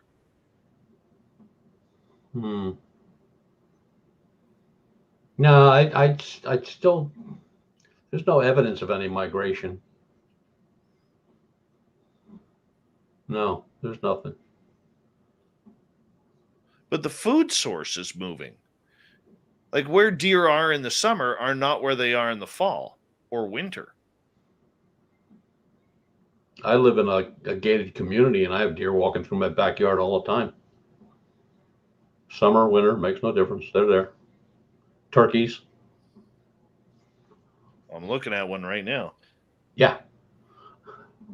A turkey. That's okay. We've only got about 2 minutes left here, Butch, with you. And once again, it is a wonderful night to have you back on the radio. And hard to believe we only get you 2 more times before the end of 2021. Where can people get a hold of you? And I know you had we've had some questions in the chat rooms tonight about your website being down as well. Yes. Yeah. We're switching over to .org. We're redoing the whole thing. To get a hold of me, Facebook, Twitter, either under my name, Butch Witkowski, or UFO Research Center of Pennsylvania, UFO, they're all on there. Or the blog. You can go on the blog. And that's on Facebook. Just click on that. It'll take you right to the blog. Well, we appreciate that, man. It's always so much fun when you are on the show. It really is. I mean, you're one of those people we actually like around here. And thank you for introducing us to Godzilla tonight. Boy, that's a nightmare. I hope you don't have nightmares when you go to sleep right after this, my friend. That was scary. That was scary. Yeah, it certainly was. Quickly, 40 seconds here for you, my friend. What's your next investigation coming up? Next one, we're going to be going down to that cave, seeing what we can come up with down there. And I'll have a professional with me. Well, we look forward to hearing you come back here next month to tell us all about it and let us know what is going on with that cave. And hopefully you find something very, very interesting. Butch Witkowski, always a pleasure to have you on Spaced Out Radio. You're a great friend of this show, and we love you when you're here. So thank you so much for doing it, my bud. Okay, thank you, buddy. All right, coming up next, the legendary fedora-wearing John Hudson comes on in for the unbiased UFO report.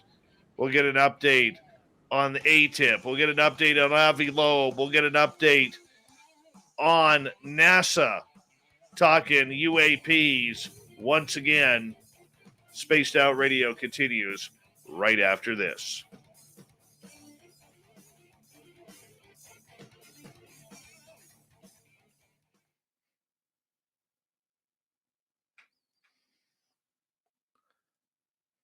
There we go. Butch Witkowski. He seemed tired that last half hour. He really seemed tired that last half hour.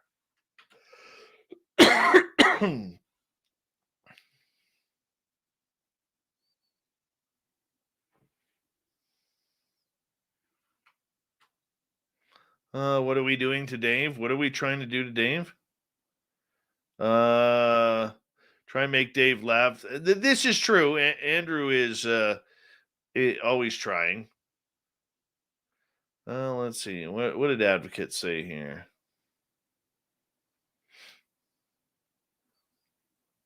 Hi, Terrible Times. Excuse me. I apologize for the yawning, people. I really do. I'm sorry. Yeah. Yeah. The hilarity of the chat, always trying to screw me up. Justin S., what's going on? Big Bad Oli, what's happening?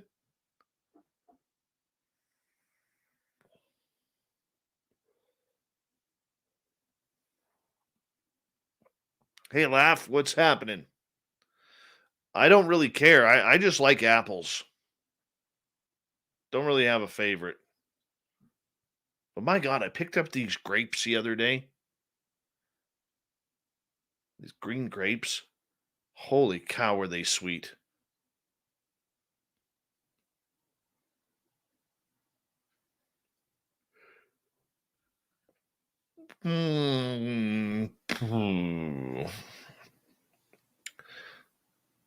Chad Smith is here. I am Chad Smith. What do you need to worry about? I am Chad Smith.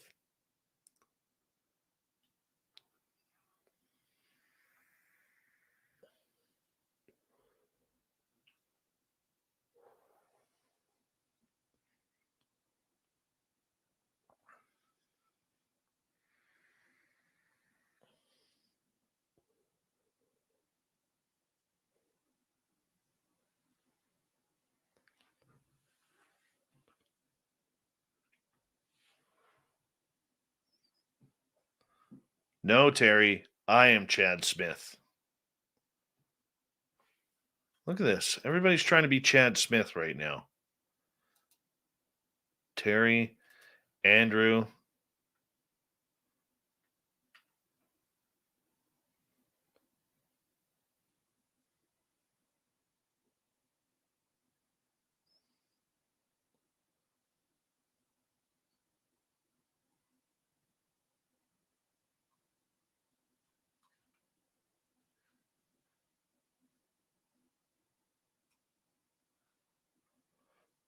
Boss Monster. My little buddy would kill me.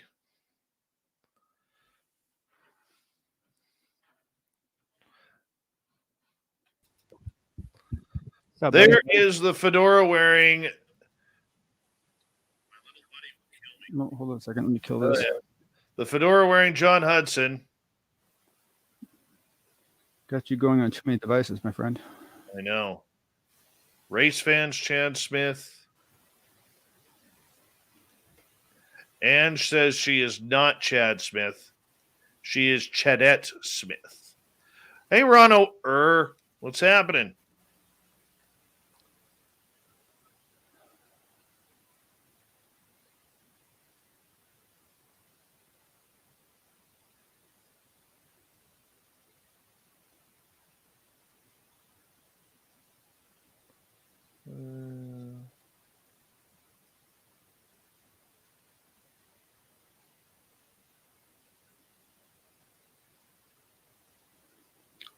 How many fedoras do you have?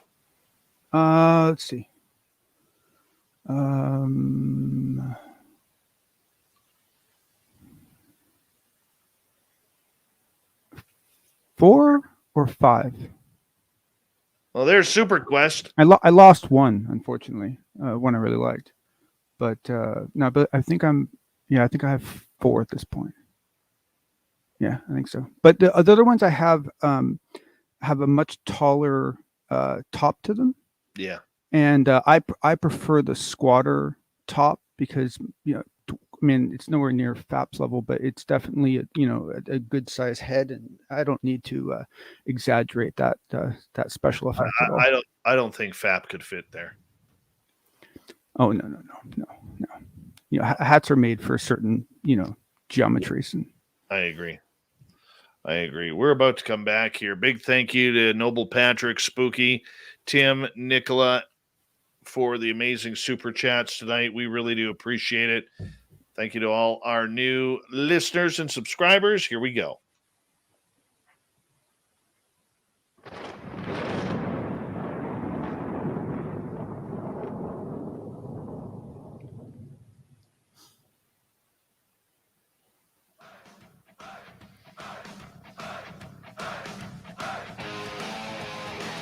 We've rounded third. We're heading for home tonight on Spaced Out Radio. My name is Dave Scott. Thank you so much for taking the time to join us.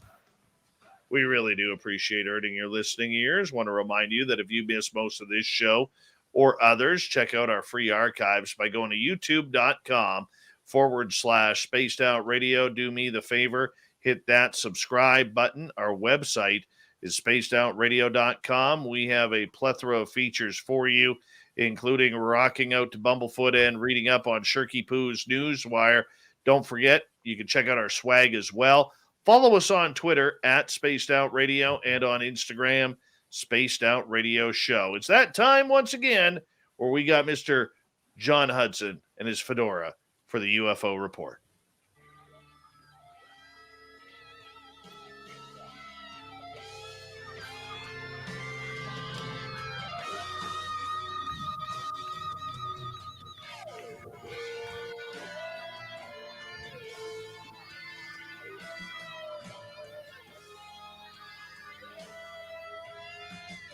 Yes, we love it when John comes in for another update on everything UFO. John, how you doing, buddy?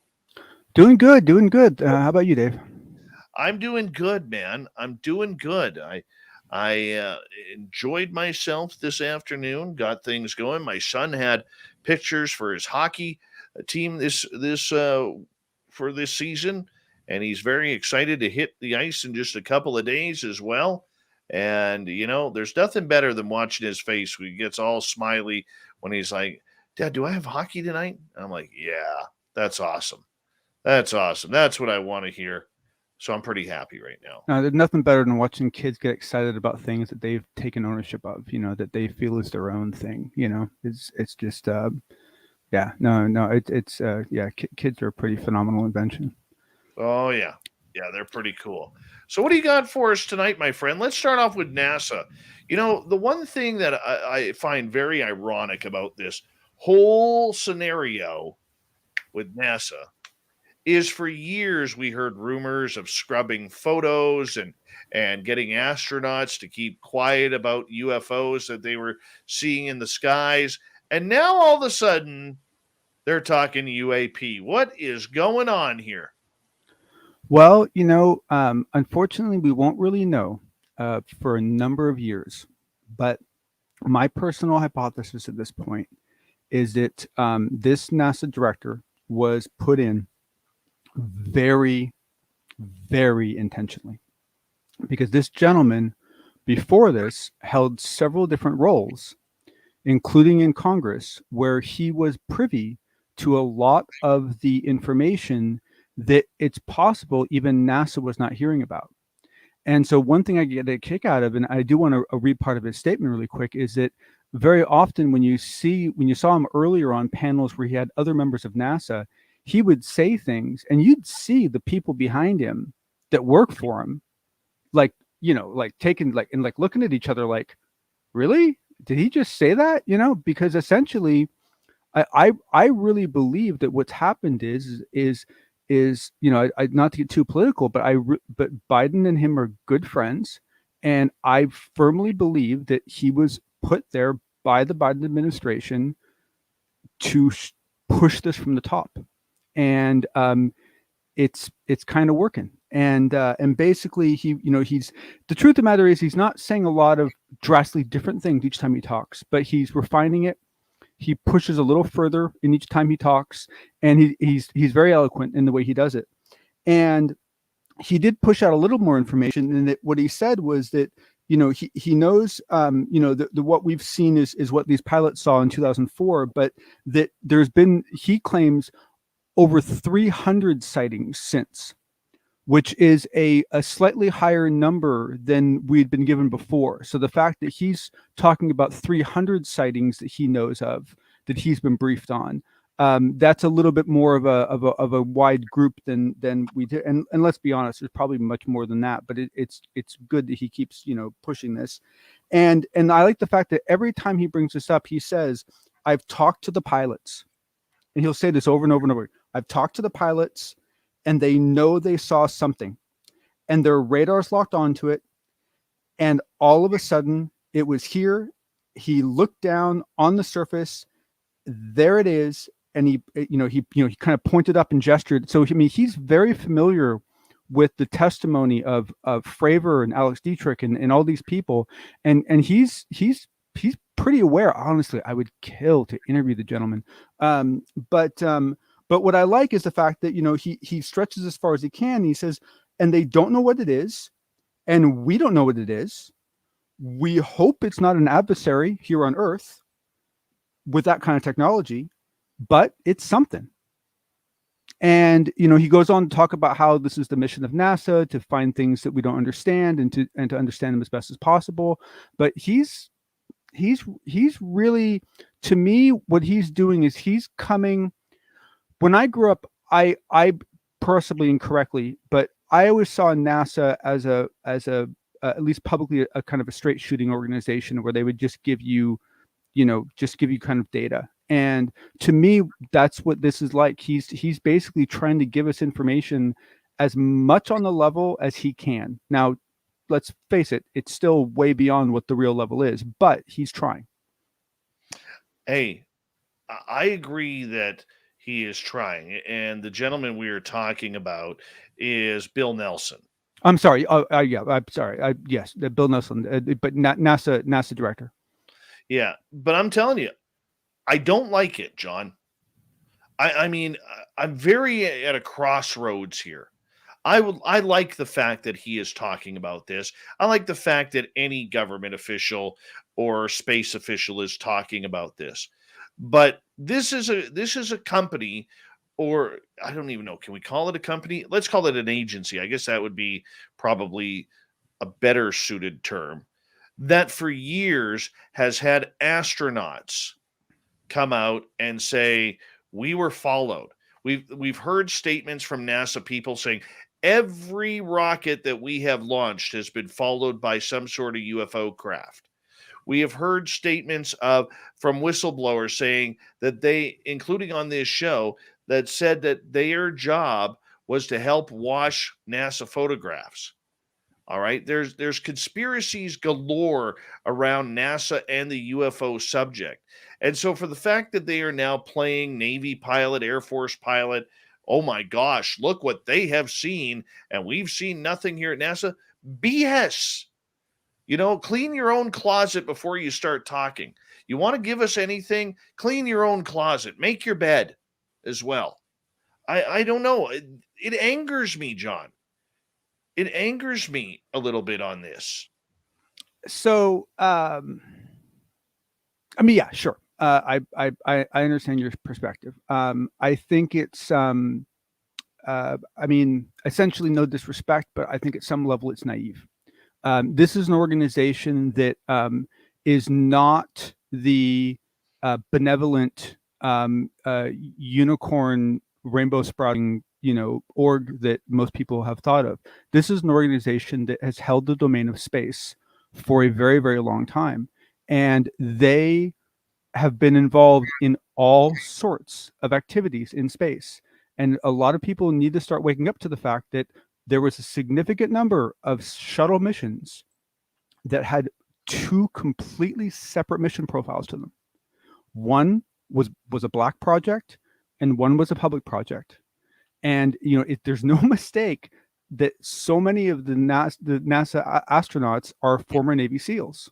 I mean, it also has to do with their capabilities. But, I mean, this is an organization, because the thing is that you didn't want to have to stand up a completely separate organization for every single branch of the military. I mean, they all have to have space units, but you don't want each of them to have a shuttle program. You don't want each of them to have, this and that. So NASA became that focal point. And so they've had to play that line for look, NASA Ames is right by my house, right? Once for one afternoon in 25 years, have they ever let anyone from the public onto that property? I'm being past the gate. I mean, sure, I've gone in several times for meetings and so forth, but no one, like, you can't just go say hi, right? The whole place is locked up. So I think we've had a misconception of what NASA is, and so I think what you have now is you have an outsider coming into NASA, telling what he has seen from the outside world, and I think while he's informing us of what he knows, he's also informing NASA down what he knows. And he's at some level putting them all in check. Could be. And I hope it continues. I really do. Okay. But I still think he's playing the public for being stupid. I really do. All right. If anybody should not be talking about this subject, it's him and it's NASA. All right. Unless they are willing to give the goods on some of the things that they have had from all of these strange videos that, and video feeds that have been cut from the International Space Station, the minute something strange comes flying on by, and it's happened a lot. Okay, maybe I'm a conspiracy theorist. Sure, I may have some tinfoil hanging around here somewhere. But nonetheless, we're being ripped off here. Okay. I mean, it just, it grinds my gears. I have to say it that way, because otherwise I come close to swearing. I get so angry over this. Yeah, I know. I mean, I understand what you're saying, but the thing is that, a lot of U.S. organizations are in a position where they will not discuss what they cannot explain. And most of what you're talking about that they have on video, they didn't research. It wasn't their job. Somebody else did, but not them. So, I mean, all they're going to end up doing is I suppose they could do what the Navy did and just release videos and go, ta-da, here, we don't know what this is either. Go nuts, Twitter. They're in a difficult position, but I think they're trying. I think he's trying. I think Bill Nelson is trying. He's trying by using the other agencies. Like I said, Bill Nelson needs to clean his own closet. If you want to be serious about this, clean your own closet. I'm sorry. I don't see there being any other way. I really don't. Without being rude. I mean, I want to shake this guy. Not shake his hand. I literally want to shake him to see what falls out of his pockets when it comes to UAP. And I'm going to guess there's a lot of people in his organization that he wants to do the same thing to. Your problem is you always see the bright rays of sunshine and everything. You are a positive person, man. It's what my life has led me to. So I apologize. Yes. Mine has led me to gray hair early and an overweight and high blood pressure status. That's where it's got me. But that's okay. Moving I know life's hard in Canada, so Hey, it isn't hard yet. It's not even cold yet. Not even cold yet. Wait till it gets cold, then we'll worry. Then we will worry. All right. Moving on to subject number 2. NASA Administrator Bill Nelson, David Wilkinson, all gathered at the DNI for a panel. What was this about? Well, this gets even wackier than that one.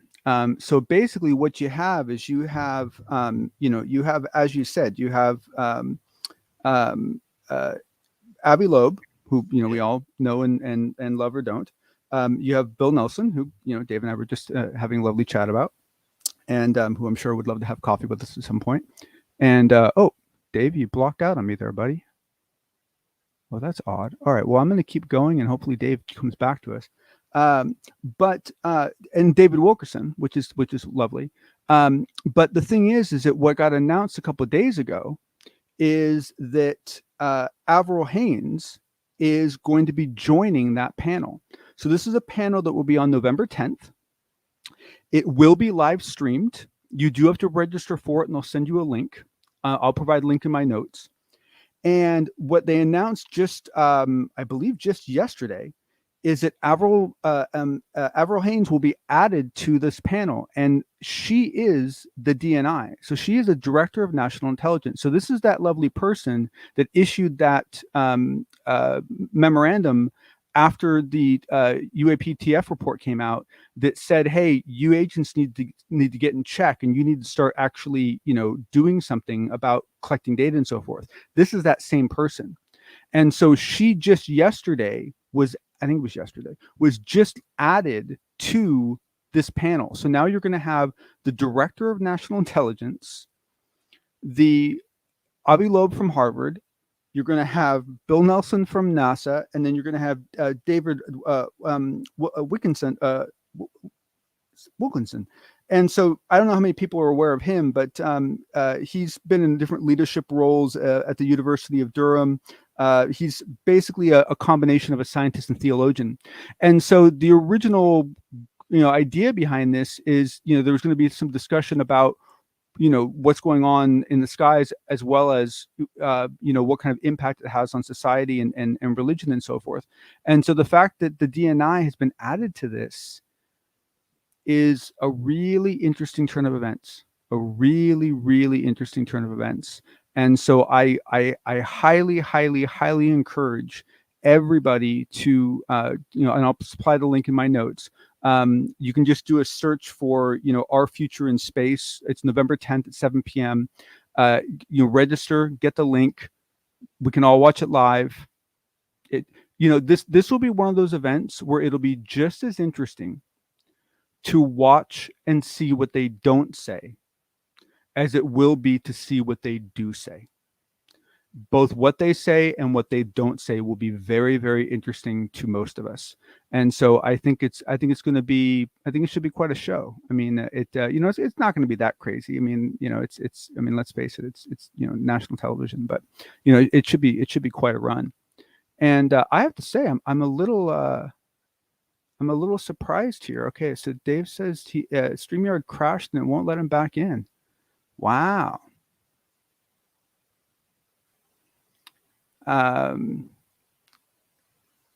Poor Dave. Dave got locked out. Boy, man, sucks when you lose your keys. Well, anyway, hopefully Dave is able to come in. I mean, you guys can all still hear me, right? Can I get some kind of response here saying yes, you can hear me, or am I just talking to the ether, which is fine with me? Oh, come on. Hello. Oh, good. Thank you. All right. So,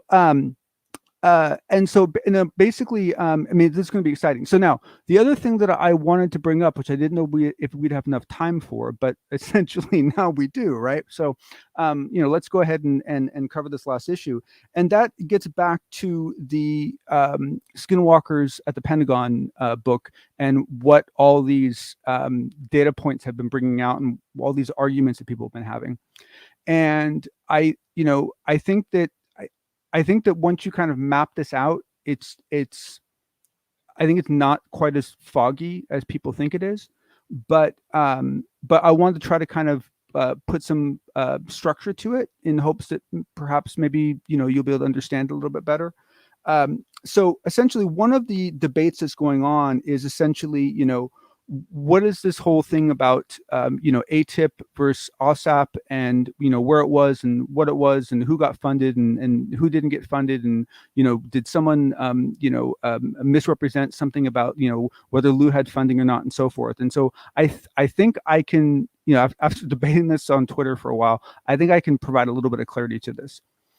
And so one of the things that I think is very helpful to do if you're going to be trying to figure this out is to add labels to what you're talking about. So don't just refer to OSAP as OSAP.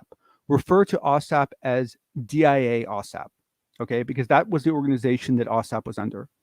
If you're talking about ATIP as it existed then, ATIP was essentially a nickname for OSAP, right? Now, you could also argue that it was a subgroup, right? Because I don't know, I don't know exactly how many people that were in that organization. So it's possible that it was a smaller group of people within the larger group. But essentially, ATIP was originally just a nickname for OSAP. And so what you have is you have DIA OSAP, DIA OSAP / ATIP. And that was the organization before Lou Elizondo took over. Now, he was a member of that organization. He would help out ATIP when ATIP was OSAP. And when that was running, it was the former gentleman, James, bugger. And normally Dave would help me here, but I don't have his name written down, so I apologize. And so essentially, That organization had funding. That organization had 22 million, and they spent it. People I know personally have been able to look into the spending logs and so forth, and see that that money was spent and was very well spent. Even if it had not been spent, as soon as OSAP shut down and ATIP broke away, ATIP was recreated under OUSDI. So now it becomes OUSDI-ATIP. This is a completely different organization than it was when it was under DIA. It's not going to have that fun. Even if there was money left from that 22 million, I'm sure there's a way, but that money isn't necessarily going to follow them over even if there wasn't anything left. Now, when you get over to the organization of OUSDI ATIP, that is the organization that Elizondo did actually lead. And this is why in the early days you heard Elizondo say that in the beginning he was part of ATIP, and then later he became the head of ATIP once the former head of ATIP left, which was James Witkowski. I believe. If mispronouncing your last name, sorry, I apologize. So now you have this new organization with the same name, which was horribly confusing, under OUSDI. But here's the thing. You only need budget if you are spending money to do things, like you are hiring people, you are acquiring office space, or you're acquiring lab space, if you have to buy capital equipment, if you, there's a bunch of other examples of why you would need money to do that sort of thing. It would typically be considered capital type activity. However, the Office of the Undersecretary of Defense Intelligence, their salaries are covered, right? Their travel's covered, their office space is covered. I'm assuming they get donuts, maybe every other Tuesday or something like that. That's probably covered. So all of their, general, keep the lights on activities, those are covered by their natural budget, like just the fact that they exist. So essentially, if Elizondo in that role either was able to just use people in his organization, or he was using people on other organizations, he didn't need to have an additional budget because he wasn't buying capital equipment. He wasn't buying a bunch of lab gear. He wasn't buying a bunch of any of those things. So to say that, he didn't have budget or he wasn't funded, of course he was funded. He was still getting paid, and everyone else was still getting paid. So what you have here is you have a previous organization of DIA OSAP that had 22 million because they were doing things. They were buying equipment. They were going out to Skinwalker. They were doing analysis. They were hiring contractors. They were doing all those things. And so in my mind, what it really comes down to, and I'll include this kind of spaghetti of acronyms and so forth in my notes, but what you have is two totally different situations. You have two totally different environments.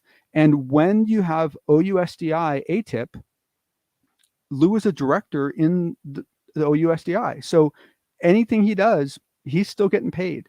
And so honestly, I guess what I'm trying to get to is that I don't think this is that big of a deal. I don't think there's a bunch of gotchas in here for you to kind of pour through and go, ooh, they said this was wrong and they said this is wrong. There might have been some things that were said wrong by certain reporting agencies because honestly, James Witkowski wasn't public, and so we couldn't tell him anything about no one could say anything about him. But essentially, that's what you have just a lot of, and let's face it, the fact that they used a nickname for an organization in DIA, and then they created that organization within the OUSDI, that was, unfortunately, terribly confusing behavior on their part. But the end of it is that, it's not that, they lied and Elizondo, didn't have that 22 million. When Elizondo worked in ATIP under DIA OSAP, he did have access. I'm sure he had to get approval, but he did have access to 22 million. So when he's under those conditions, he does have that 22 million. When he moves into office of the, the OUSDI, now he doesn't, but he still has his budget. And so, hopefully that makes sense. We are now at the top of the hour. So technically, this is the, the end of the show.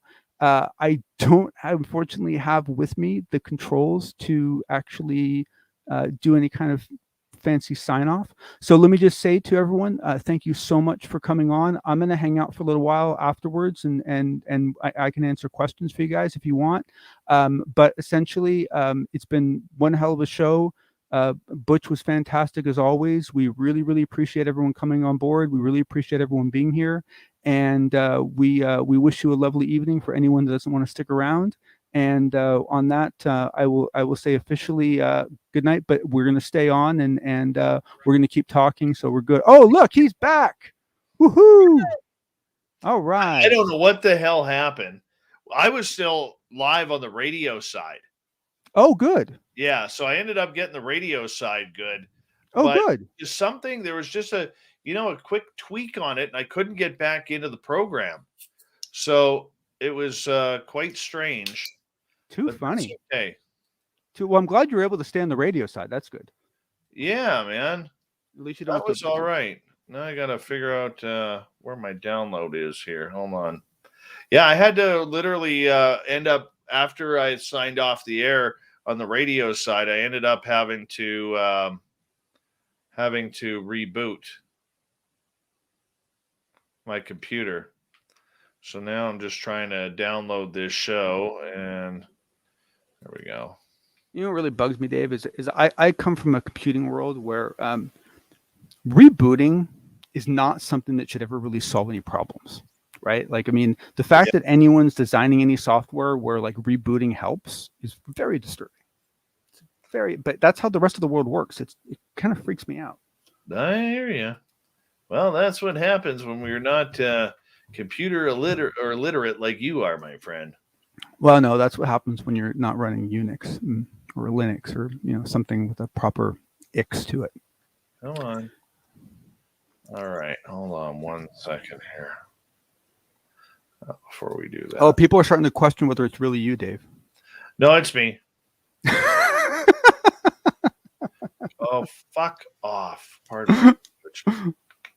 Don't need any more of this tonight. No, I don't want to share it. I want to go here. And then I want to download.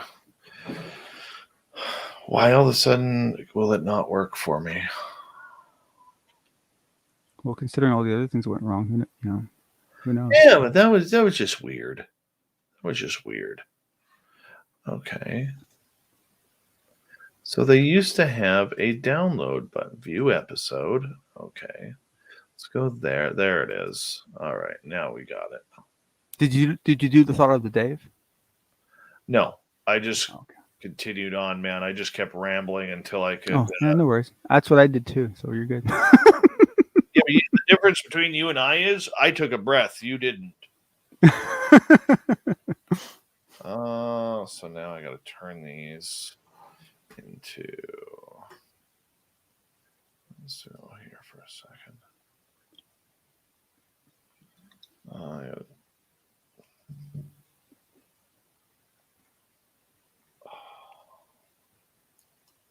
When you're ready, I have a burning question for you that I've been wanting to ask you for days.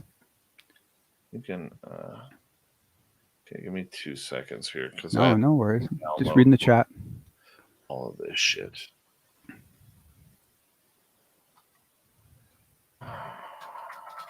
I believe I thought when you first came on, someone asked me what was on my board, and I went into like an hour-long rant about this last week. It's basically the current like mind dump of where I am on my consciousness research is what all that stuff is. Yeah, that is good stuff that you're working on there, buddy. It's so fascinating.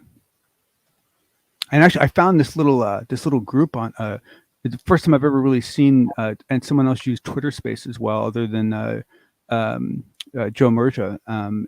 It's just like this nice little group of just like 8 people or something, and like 2 of them are like from South Africa, and like it's quite international. And Right. I think I'm the only American, and we're having these amazing conversations about consciousness. It's actually really cool. That is actually really cool. No, I'm not going to sing the Bumblefoot song. That's. But trust me, if Roy is listening, I did give one of these to you.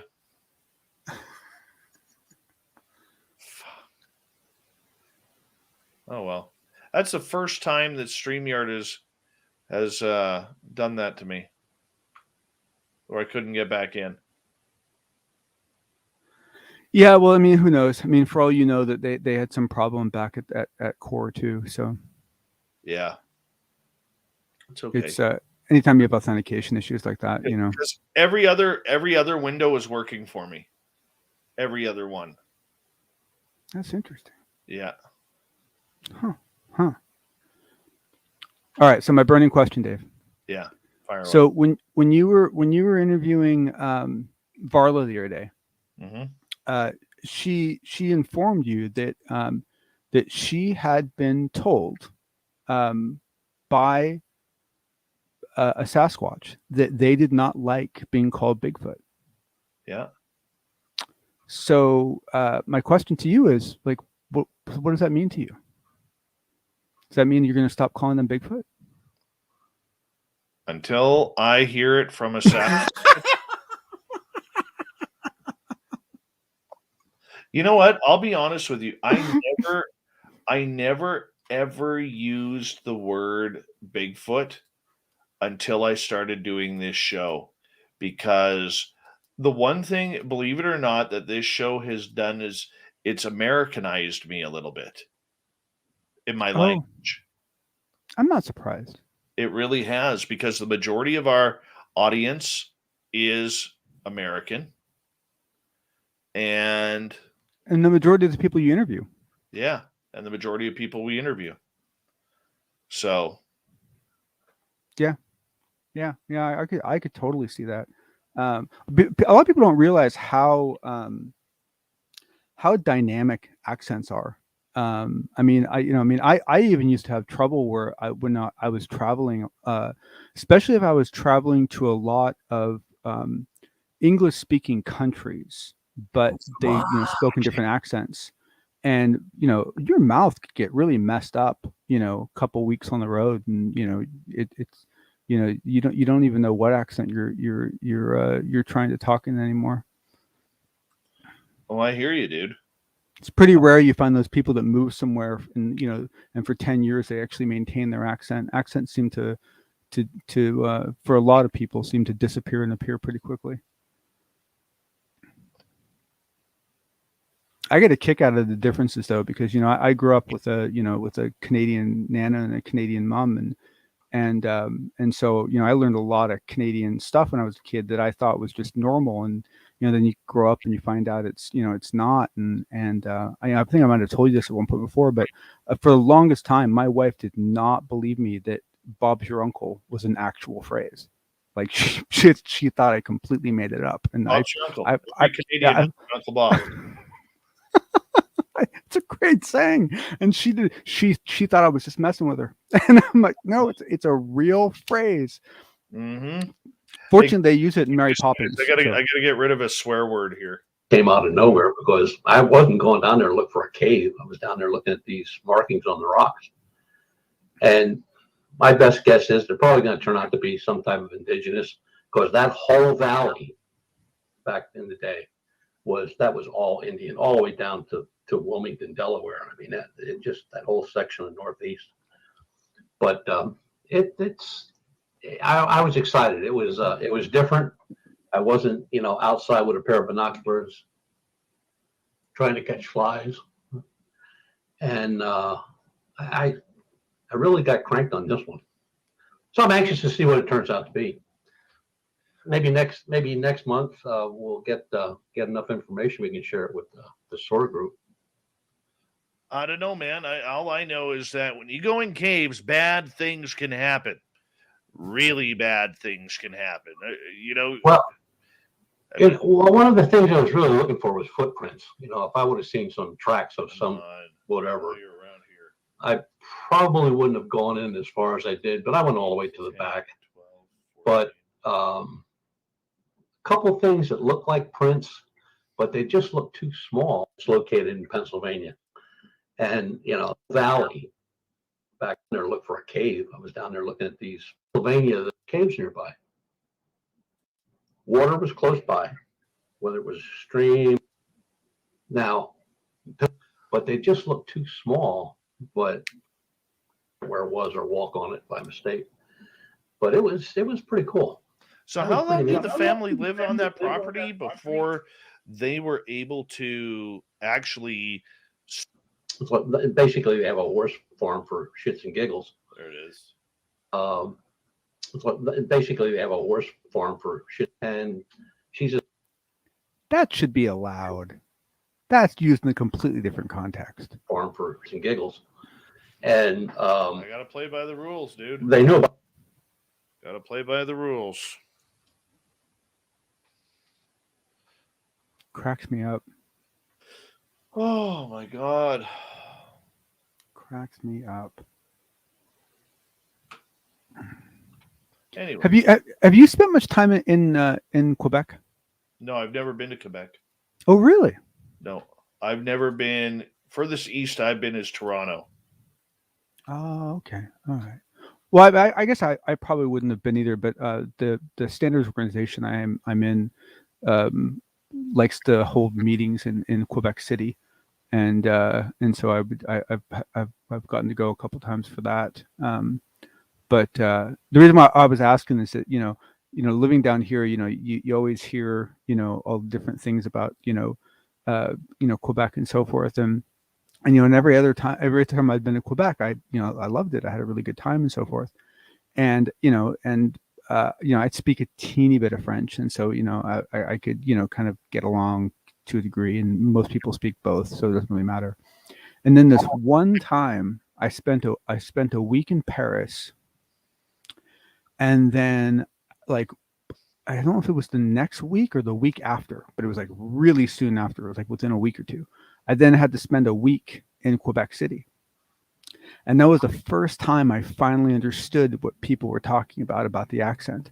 Because if you've been listening to Parisian French for a week, and then you go and you listen to Quebec French for a week, it's interesting. Like, I didn't understand, but basically Quebec French it's French without an accent.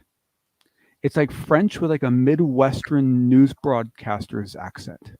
It's perfectly like accurate, but it's absent an accent. And I didn't really notice it until I spent time in Paris, and then I went there and I was like, now I get it. Like, wow, this sounds like some Midwestern football coach is talking French. Like, it was blew my mind. It's also evidently the dialect of French they use in Quebec is kind of it's an older dialect, and it's more locked down. They haven't had quite the linguistic progress that the whole of France has seen as far as like new styles and languages, words and so forth. But beautiful. I mean, Quebec City is just gorgeous. I mean, I was blown away. I was just blown away. It's too bad so much of Canada is so damn cold. Why? What are you talking about? Dave, I am such a tenderfoot. I can't even possibly I start complaining when it gets below 60. That's t-shirt weather. That's shorts and t-shirt weather. 60. Exactly. I don't think basically I don't really ever want to have to wear a jacket. That's what it comes down to. I want to just be able to be in a t-shirt and jeans all year round and not have to worry about it. And maybe wear a jacket when it rains. But like the whole glove and like places go, like I know people who live in places where the cold can actually kill you. Like, it's dangerous. Like, that's horrible. Some poor guy stumbled out of a bar drunk and parked his car too far away, and they find him the next day. Oh yeah, it was an icicle in the snow. It's horrible. It's absolutely horrible. Absolutely horrible. I'm not gonna lie, it does happen. You got to be careful. Cold is not good, man. Exactly. It's bad for you. It feels great. Someday I think I'll probably move to Hawaii. I'd like to move to Hawaii. Really? I mean, man. Those islands will sink. And you know what happens when they sink? The sharks come in. No, actually, Dave, those are the islands that didn't sink, right? Like, I mean, those were after everything else sunk, those are the ones left. The only thing an island is a top of a mountain that has sunk. Yeah, well, or at the top of a mountain where the oceans rose. Take your pick. No, you're absolutely right. I mean, you're absolutely right. I mean, same with the the Tahitian islands and everywhere else. No such thing as an island. They're all mountaintops. Yeah. That have popped out of the water. Yeah. No, absolutely. Well, usually they're mountaintops of islands that used to exist, and now the islands are long gone, and all that's left is the mountaintops. So it's well, then the island. No, we'll agree to disagree on that one. I think I got you on that one. Well, no, but the thing is, we know that the oceans rose, depending on what part of the world you were in, as much as 1,500 feet, after the last ice age. So there was one point. I mean, that's the whole reason why on Google Earth, if you look around, there's that stretch of very light blue on the edge of all the continents, because that's the old coastline. Oh, is it? You can actually, that's what that is. That stretch of light blue that edges every continent, that is the old coastline. Like, you can see it. You can see where all the rivers used to dump into the ocean on the very edge of it. And that's the whole reason why all archaeology has become scuba archaeology, because people always build on the edge of the water. So all the civilizations that, and there probably wasn't that many of them, but all the civilizations that existed before the ocean rose, they all built on the edge of the water. Well, that edge is now way off the coast of California or way off the coast of everywhere. And that's why they keep finding these cities like off the coast of places, because that's where the coastline used to be. I never knew that. It's actually a lot of fun to peruse around Google Earth and look at the old coastline, because you can kind of see where really ideal places might have been, and you can kind of think about what kind of places might have been there and so forth. And they even found one mythical city that a god was supposed to be living in over I believe it was off the coast of India. And was that the city of Chad Smith? Yeah, no, that one's very shallow. Well, you said God, so. I got you. But yeah, I mean, it's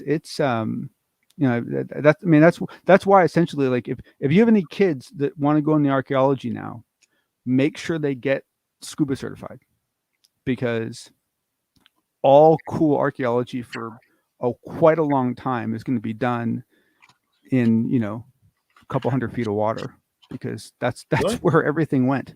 Yeah, absolutely. It's already happening. You're already seeing it all over the world. It's Chad Smith is mad at you now. He says, "Hey, I'm not shallow." Come on, man, I'm not shallow.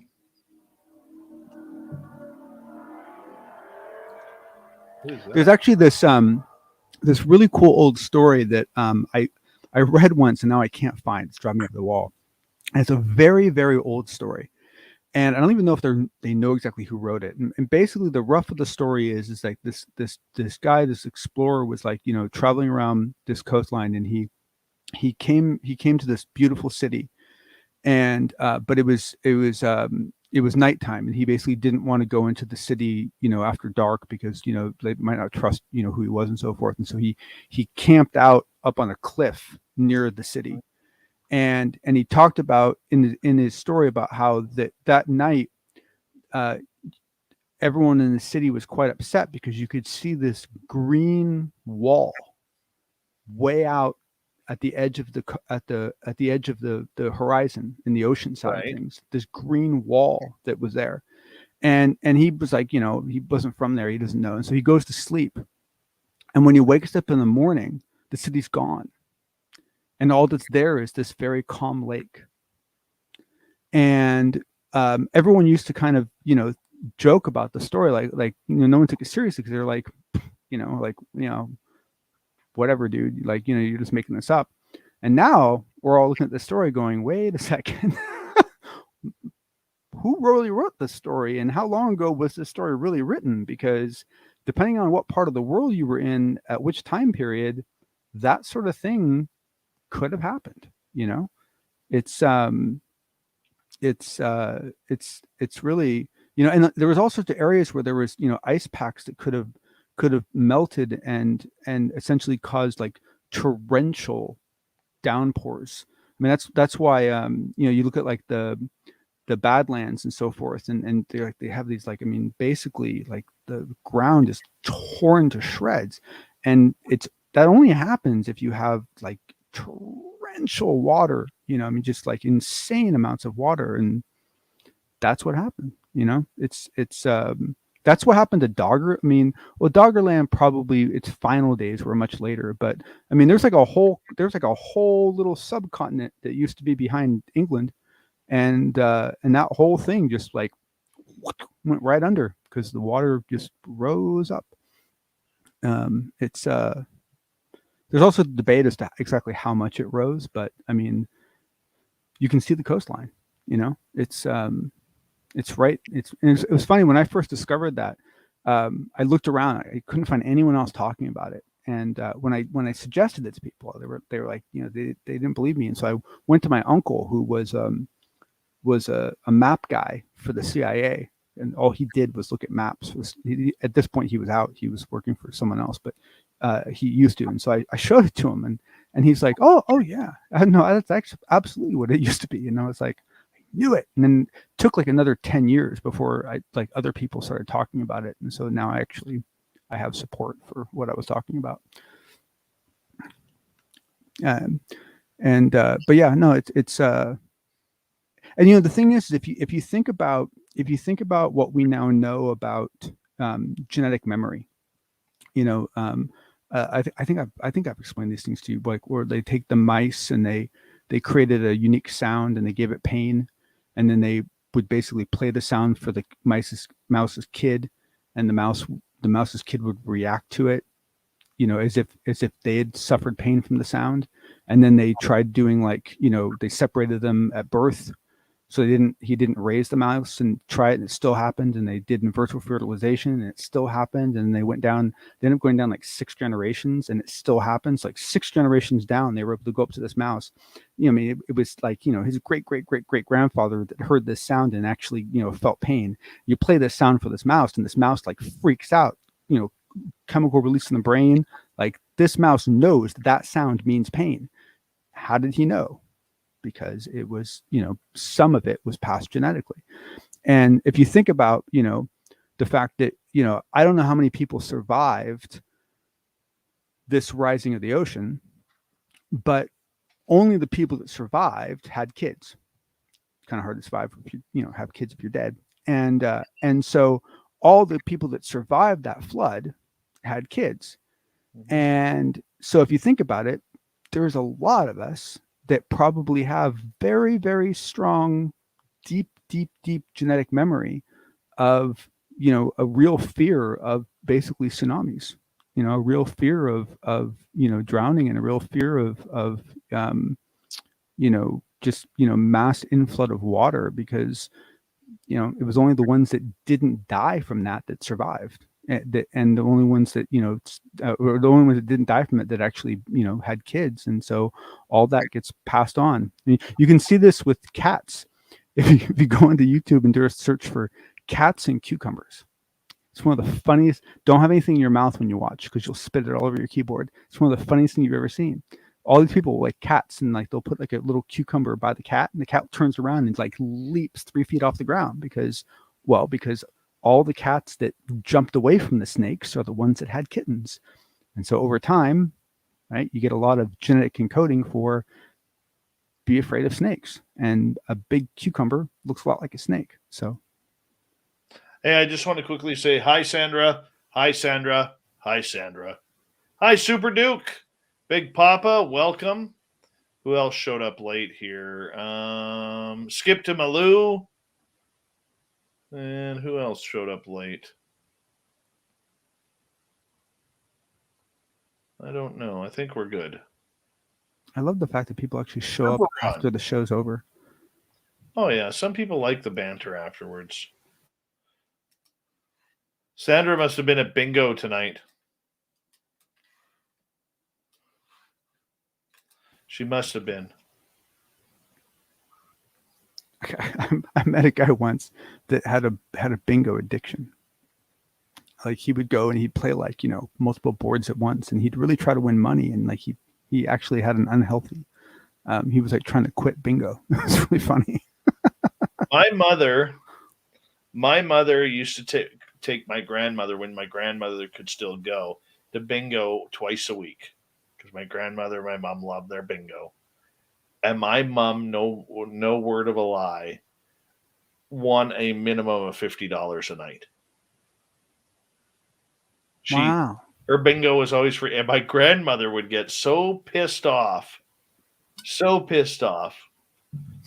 because my grandmother would never win. And here's my mom, bingo, bingo, bingo. That's interesting, because you really don't. I mean, I suppose if you call it the number, if they call it the number and you don't hear it, and you don't act on it, that can impact your ability to win. But other than that, it's all random. Yeah. Yeah. I wonder if Dean Radin's done any studies on bingo. Oh. If you have someone that has good luck at bingo, there's something really weird going on. Oh yeah. I mean, something really, really weird. I don't get it. I don't get it. Is well, so. I don't know if you guys, you're so busy, you don't have a chance to read a whole lot. But I don't know if you caught wind of this research that Dean Radin was doing on the genetics of psi abilities. Mm-hmm. And he was basically they were he was looking for people that you can't ask about psi abilities. You look for people that have frequently can feel people looking at them.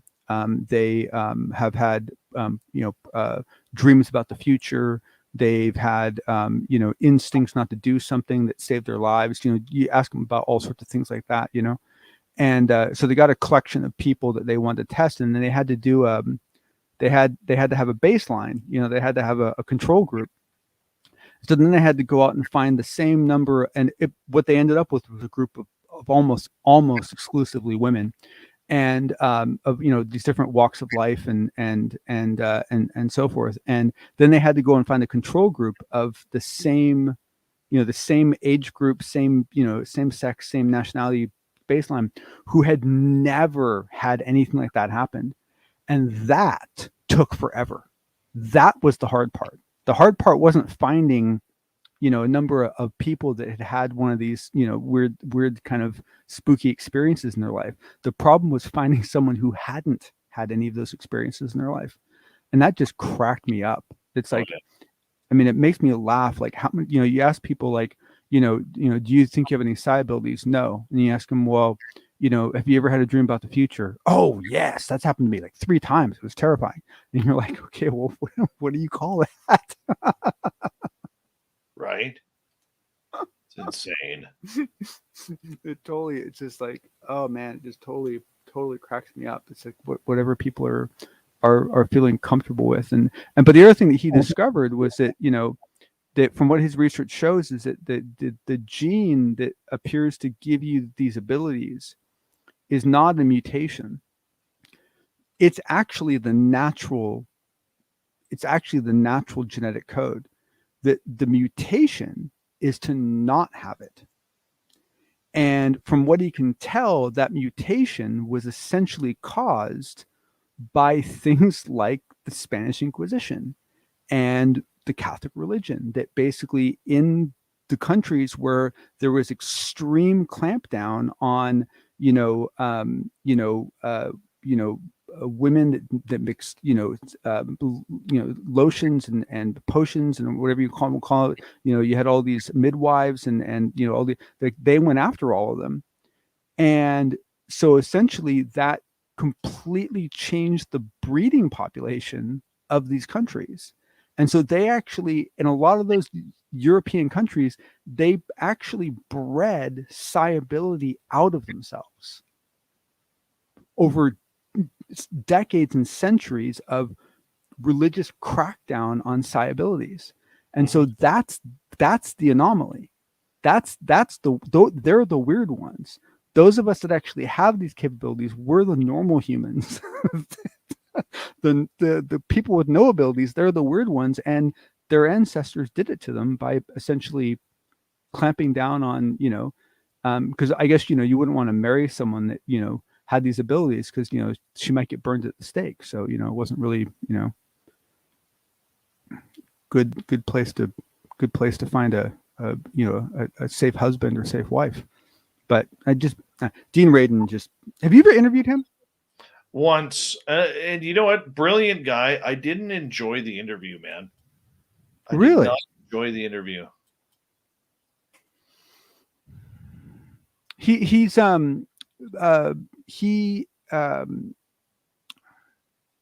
has a very dry sense of humor, and he has a very dry way of talking to people. And I think I've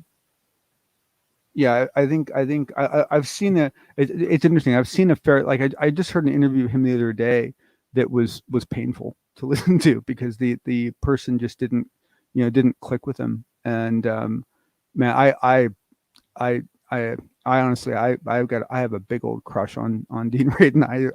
I adore that guy. Well, the work that guy's done. Brilliant. Don't Oh yeah, I know. Yeah, no. But that explains why you haven't had him on again. Liam, we should try to get maybe get him on with Lynn. See how she does with him. Because he's man, that guy. The work he's done, and it's so fascinating, like how humble and realistic he is about it. Like, you ask him about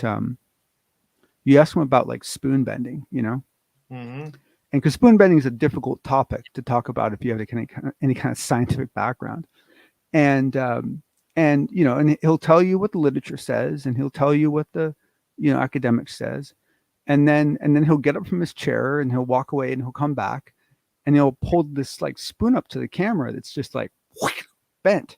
And he'll be like, but I did this. And you're like, huh? And he's like, I did this. I was at a party and they were all bending spoons and I tried and I didn't think it was going to work, and it worked. And he goes, but I've never gotten it to work again. There is something to be said about the idea that when you have enough people around, yes, who are concentrating on things, that your senses get really, really enhanced. Yep. Through it all. Yep. It's the weirdest thing. Like when I'm hanging out with like Samantha Mowat or Pascal or other people who are intuitive, it lights me up like a lightning bolt, man. It really does. Well, there's that aspect to it, and then there's also that, for a lot of us really are, seeing, believing folks, and so like I've talked to people who have been to spoon bending parties, and they said it's a really interesting phenomenon, because like they'll explain it to everyone, and then they'll tell everyone to start trying, and for a while like no one's doing it, and then suddenly one person will scream, oh, I'm doing it, and everyone looks at them and sees them doing it, and then within a few seconds someone else does it, and then someone else does it, and then suddenly there's a ricochet, almost like this echo that happens through the room, and all these people start doing it, but they had to see one person do it to believe it was possible, and I've heard some people hypothesize that that's what Uri Geller is actually good at. It's not that he is particularly good at any one psi ability. What he's really good at is motivating other people to have psi abilities. That's his actual skill. His skill is getting people so excited and so confident that that he gets other people. Because I mean, he even does it over the radio. You know, I mean, it cracks me up. I mean, like, you know, he'll do the whole thing on the radio, and then you know, the radio station will have all these spoons sent into them from guests. They're like all, you know, like this, and it's like, yeah, some of them are bending them with pliers, but you know, you got to figure there's a couple of them that, you know, it was funny too, because Dean talked about the fact that after he left this spoon bending party, he had to fly home, and he was kind of thinking about what this meant, you know, and it suddenly started terrifying him, because he realized, he's like, well, God, like, you know, what if I started dreaming or something, and I did that again, and I bent something on this plane, and the plane crashed. It's like, yeah, I guess. I'll way to look at it. Yeah, I guess, you know, it's, but it's funny. There's this video online, and you know, and me personally, like, I've never seen anyone do this. I've never personally bent any spoons. I would like to believe it's possible. I don't actually know for sure that it is, because I've never seen it and I've never done it myself. But there's this video of this guy that is teaching it. And the thing I like about his video is what he says is, he said that the first time he did it, he was all excited. And then he said what he found was, within about 4 or 5 days, he'd talked himself out of it. He'd convinced himself that something else had gone on. And he said that it actually took him, he actually had to do it like 10 times or something before he finally actually felt comfortable enough and sure enough that he could actually say to himself, I believe I can do this. And this cracked me up, because I bet you there's a lot of us are like that, you know? Thank you to Steam Train Mark for letting us know that we are alive later today. Does John, this will be our final question for tonight, so keep it within a 5-minute range here, because I do got to get to bed. Does John Hudson think that Bill Nelson's talk is for disclosure? I you know, if I was going to be a reptilian, I think I'd try to be like a gecko or something. Like, I wouldn't want to be like one of these like mantis things. But anyway, sorry, I got distracted by another post. So I think that, okay, yeah. So basically, what I believe is that Nelson Nelson was briefed as a member of Congress. So he already knows the reality of it. And so now, whether there are people in NASA have been putting their head in the sand, whether they some of them know it and don't talk about it, whether there's people that talk about it in quiet and ban people from talking about it elsewhere, I'm sure it's different all over NASA. But I believe Bill Nelson actually understands as much of what's going on as anyone in the Gang of Eight does. And so what I think is going on is, I think one of the reasons why Bill Nelson was appointed to NASA was to essentially shake them up. I really do. I really believe that that's one of the reasons why he was appointed. And I don't just mean shake them up in this one matter. I think this is one of the matters they wanted to shake them up on, but there's a lot of other things that NASA needs to be kind of nudged on. And as far as this talk on the 10th, my understanding is that the original kind of auspice, the original kind of label of this panel is around the theologian type, aspects of it, the religious aspects of it. And so I'm guessing a lot of things are going to be driven from that point of view. So I would not expect this event on the 10th to be a place where anything like really dramatic is going to be announced. However, I was not expecting the DNI to be put on the panel. Now, maybe the DNI has been put on the panel to scare Bill. Right? Maybe she's there so that he doesn't talk too much. I don't know. But if she's there to share, then I don't know. I mean, honestly, like the instant I heard that she was going to be on the panel, my entire perspective of this event changed, because Abby's going to push, right?